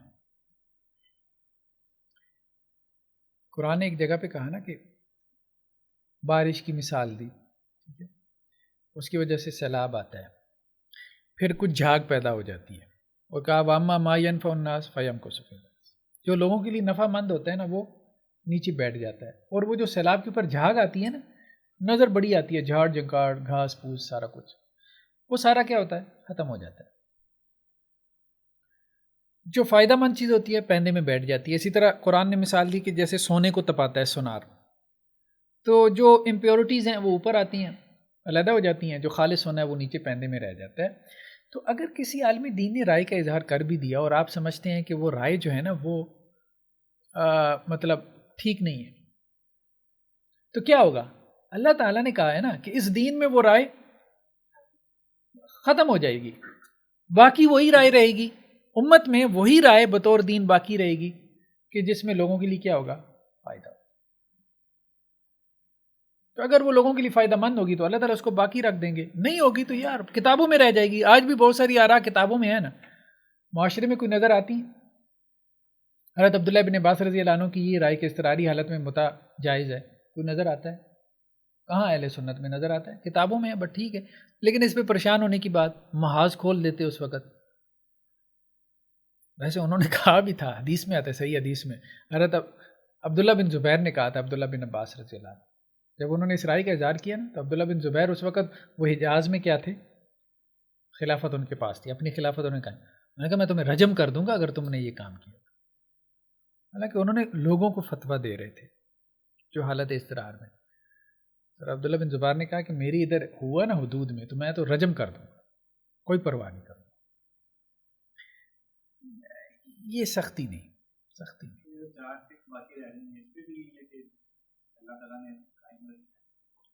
ہاں چاروں فقہ جو ہے وہ، لیکن اللہ تعالیٰ کی بھی تو ایک حکمت ہے۔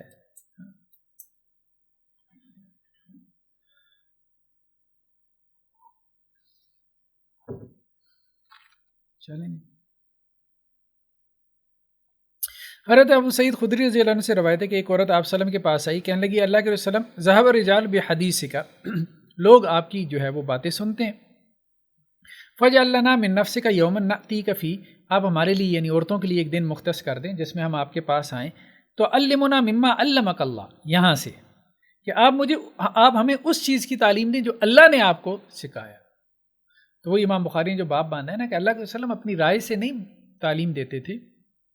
فقال اجتمعنا فی یوم کذا و کذا فی مکان کذا و کذا، تو فلاں فلاں دن فلاں فلاں وقت میں تم لوگ یعنی تم عورتیں جمع ہو جاؤ۔ فاجتمعنا، تو وہ عورتیں جمع ہو گئیں۔ فاتاہن رسول اللہ صلی اللہ علیہ وسلم، تو اللہ کے رسول صلی اللہ علیہ وسلم ان کے پاس آئے، فعلمہن مما علمہ اللہ، اور انہیں اس کی تعلیم دی جو اللہ نے آپ کو تعلیم دی تھی۔ ثم قال، پھر آپ نے کہا، ما منکن امرأۃ تقدم بین یدیہا من ولدہا ثلاثہ، اب یہ الفاظ عام ہیں کہ آپ صلی اللہ علیہ وسلم نے فرمایا کہ تم میں سے کوئی عورت، ٹھیک ہے، اس کے اگر 3 بچے ہوں اور وہ فوت ہو جائے یعنی اس سے پہلے اللہ کے پاس پہنچیں، الا کان لها حجاب من النار، تو وہ آگ سے اس کے لیے کیا بن جائیں گے؟ حجاب بن جائیں گے۔ کسی عورت کے 3 بچے فوت ہو گئے اس کی زندگی میں، تو وہ اللہ تعالیٰ اس کو آگ میں نہیں داخل کرے گا اگر وہ صبر کرے گی، یہ مراد تھی۔ تو ایک عورت نے کہا کہ اللہ کے وسلم 2، تو آپ صلی اللہ علیہ وسلم نے پھر کہا 2 مرتبہ۔ ثم قال وسنین وسنین وسنین، 2 بھی اور 2 بھی، یعنی 2 کا بھی مرتبہ یہی ہے۔ یہ بات آپ صلی اللہ علیہ وسلم نے 2 مرتبہ دہرائی۔ اس پہ امام بخاری یہ کہہ رہے ہیں کہ یہ جو آپ صلی اللہ علیہ وسلم نے کہا کہ 2، تو یہ بما اراک اللہ ہے، اور یہ مما علمہ اللہ ہے۔ کیوں؟ کیونکہ جہنم سے آزادی کا پروانے کی بات ہو رہی ہے نا، تو وہ اللہ کی طرف سے جو ہے وہ جب تک نہ ہو تو اس وقت تک بات نہیں ہو سکتی، یعنی آپ صلی اللہ علیہ وسلم اپنے بہاف پہ جہنم سے آزادی کا پروانہ نہیں جاری کر سکتے، ٹھیک ہے۔ تو یہ بما اراک اللہ میں جو اللہ تعالیٰ نے آپ کو سجا دیا۔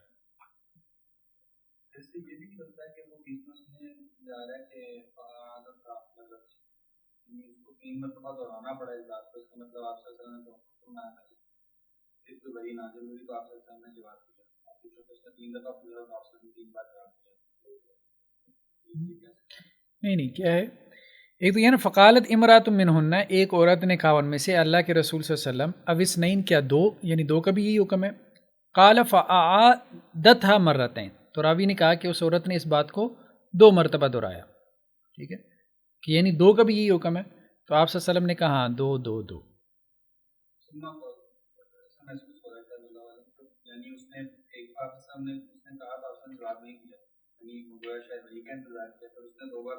یہ ہو سکتا ہے، ہاں ایک امکان ہو سکتا ہے، ہاں بات آپ کی ٹھیک ہے، ایک امکان ہو سکتا ہے کہ اس عورت نے 2 مرتبہ یہ بات دہرائی، ہو سکتا ہے 2 مرتبہ کے درمیان میں وقفہ ہو، ٹھیک ہے، اور آپ صلی اللہ علیہ وسلم نے وحی کا انتظار کیا ہو، ایک امکان کے طور پہ یہ بات بیان کی جا سکتی ہے۔ لیکن یہ ہے کہ اگر وہ وقفہ نہ بھی ہو بما اراک اللہ، ٹھیک ہے، مما علمہ اللہ.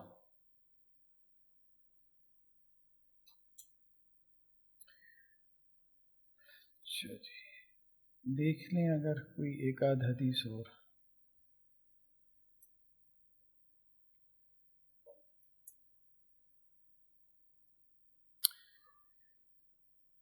باب قول نبی صلی اللہ علیہ وسلم لا تزال طائفۃ من امتی ظاہرین علی الحق. میری امت میں ایک گروہ ہمیشہ کیا ہوگا؟ حق پر غالب رہے گا. ترجمۃ الباب کیا ہے؟ وہم اہل العلم.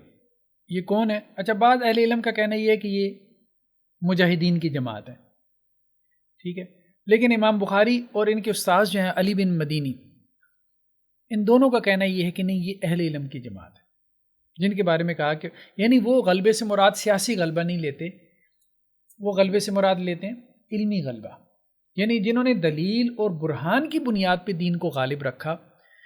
اس جماعت کے بارے میں اللہ تعالیٰ یہ کہہ رہے ہیں کہ یہ قیامت تک جو ہے وہ غالب رہے گی.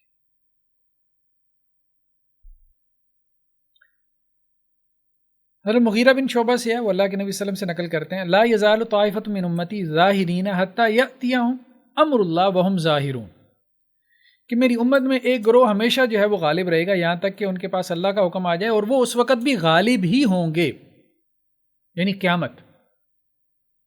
اور یہ ان کا غلبہ دلیل کی، دیکھیں سیاسی غلبہ تو ہمیشہ نہیں رہا، یہ بات درست ہے، مسلمانوں کا سیاسی غلبہ ہمیشہ نہیں رہا. مغلوب رہے ہم تتاریوں کے دور میں، انگریزوں کے دور میں، ویسے بھی. البتہ یہ ہے کہ علمی غلبہ رہا ہے، علمی غلبہ رہا ہے. چلیں جی، آج پھر اتنا ہی کافی.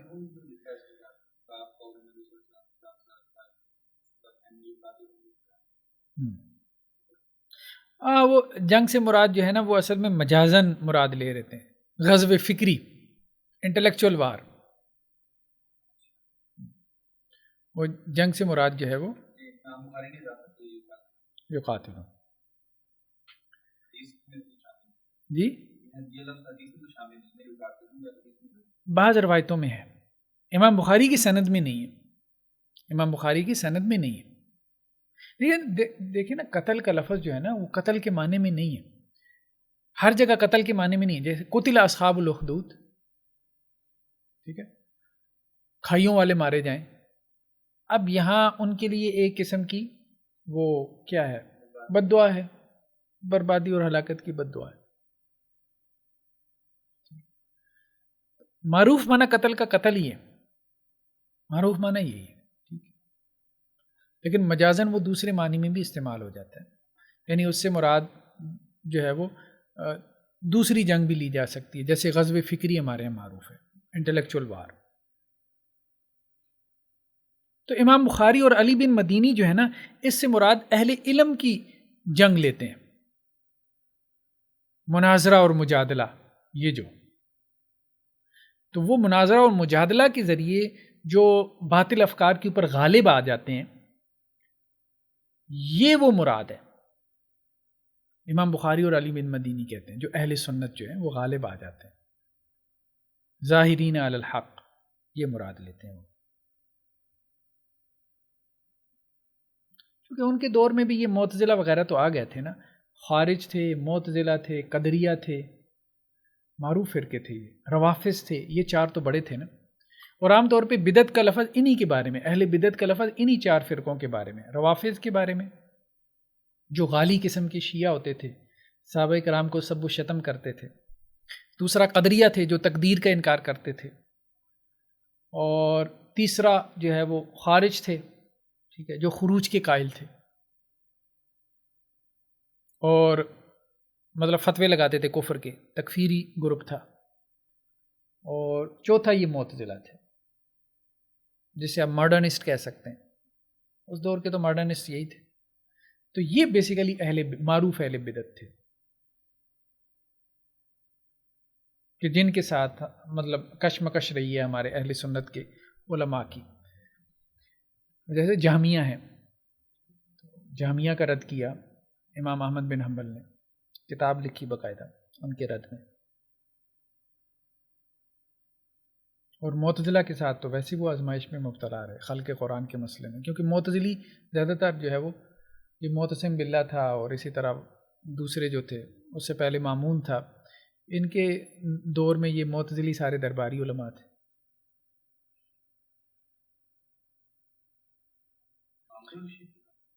مامون الرشید، اور پھر اس کے بعد معتصم باللہ، اور اس کے بعد وہ کون آیا، ایک اور بھی آیا ہے، واسق باللہ تھا یا کیا تھا، یار یہ چار تھے، چار کے ادوار میں تقریباً جو ہے نا امام احمد بن حنبل چار عباسی خلفاء کے ادوار آزمائش میں رہے۔ اس لیے اب آپ دیکھتے ہیں نا یہ جو سلف میں اقوال ملتے ہیں نا اہل بدعت کی مذمت کے کہ ان کے پاس نہ بیٹھو، اس میں ایک جملہ اور بھی ملتا ہے، درباری عالم کے پاس بھی نہ بیٹھو۔ اس کی وجہ کیا تھی؟ یہ اب دیکھیں نا، یہ سارا اصل میں رسپانس پیدا ہو رہا ہے۔ جب تک آپ اس سارے ماحول کو سامنے نہیں رکھیں گے، ٹھیک ہے، کہ وہ اتنے تھے مخالفت میں کہ وہ ان کو آزمائشوں میں مبتلا کرتے تھے اور ان کو کوڑے مرواتے تھے، بلکہ یہ معتصم کو تو کہتے تھے یہ علماء، وہ کیونکہ کافی زیادہ جو ہے وہ امام احمد بن حنبل پہ آزمائش آئی اور کوڑے مارے گئے ان کو، تو وہ بالآخر معتصم باللہ جو ہے نا اس نے آ کے امام احمد بن حنبل سے کہا کہ دیکھو بات یہ، اب تو مجھے بھی تمہارے اوپر نا ترس آنا شروع ہو گیا، تو تم کوئی جملہ کہہ دو میں تمہیں چھوڑ دوں، یہ میری جان نہیں چھوڑتے، وہ جو درباری اس کے تھے، یہ میری جان نہیں چھوڑتے، یہ مجھے تمہارے خلاف اکساتے رہتے ہیں، تم کوئی جملہ کہہ کے جان کیوں نہیں چھڑوا لیتے اپنی؟ اس نے امام احمد بن حنبل کو، امام احمد بن حنبل نے یہی کہا کہ بھائی کوئی کتاب اللہ سے آیت بتا دو، رسول اللہ صلی اللہ علیہ وسلم کی سنت بتا دو، تو میں وہ بات کہہ دوں گا جو تم کہلوانا چاہتے ہو، ورنہ نہیں کہوں گا۔ اب وہ پس و پیش سے کام لے رہا تھا کہ یار بہت ہو گئی، اب چھوڑو، جان چھوڑ بھی دو، مطلب کتنا، مطلب وہ حکمران ہو کے کہہ رہا تھا ان کو، اور وہ یہ کہہ رہے تھے کہ نہیں یہ بدتی ہے، یہ ضال ہے، یہ گمراہ ہے، یہ مضل ہے، لوگوں کو گمراہ کر رہا ہے، وہ سارے معتزلی یہ کہہ رہے تھے۔ اور اگر تمہیں شک ہے نا، وہ معتصم کو کہہ رہے تھے اگر تمہیں شک ہے نا تو اس کا جو خون ہے نا وہ میری گردن پہ، مطلب اس کا وبال قیامت والے، مطلب اتنے پکے تھے، یہ جملہ کہنے والے تھے کہ اس کا گناہ میرے کھاتے میں، اس کی گردن اڑا دو، یہ صورتحال تھی۔ تو اب اس میں ظاہری بات ہے کہ ریئیکشن تو پیدا ہونا تھا درباری علماء سے، تو وہ پھر یہ، اور پھر اہل بدعت سے بھی، تو وہ پھر پیدا ہوا، اور اس میں اقوال بھی آئے، کیونکہ آزمائشیں پہلی حضرت امام مالک کے دور سے شروع ہو گئی تھی نا، امام ابو حنیفہ کو بھی آزمایا گیا، امام مالک کو آزمایا گیا، یہاں تک کہ ان کے وہ اس کا جو کیا نام تھا، یہ منصور کے دور میں، تو ان کو اتنا مارا گیا کہ ان کی کلائیاں جو ہے وہ اتر گئیں۔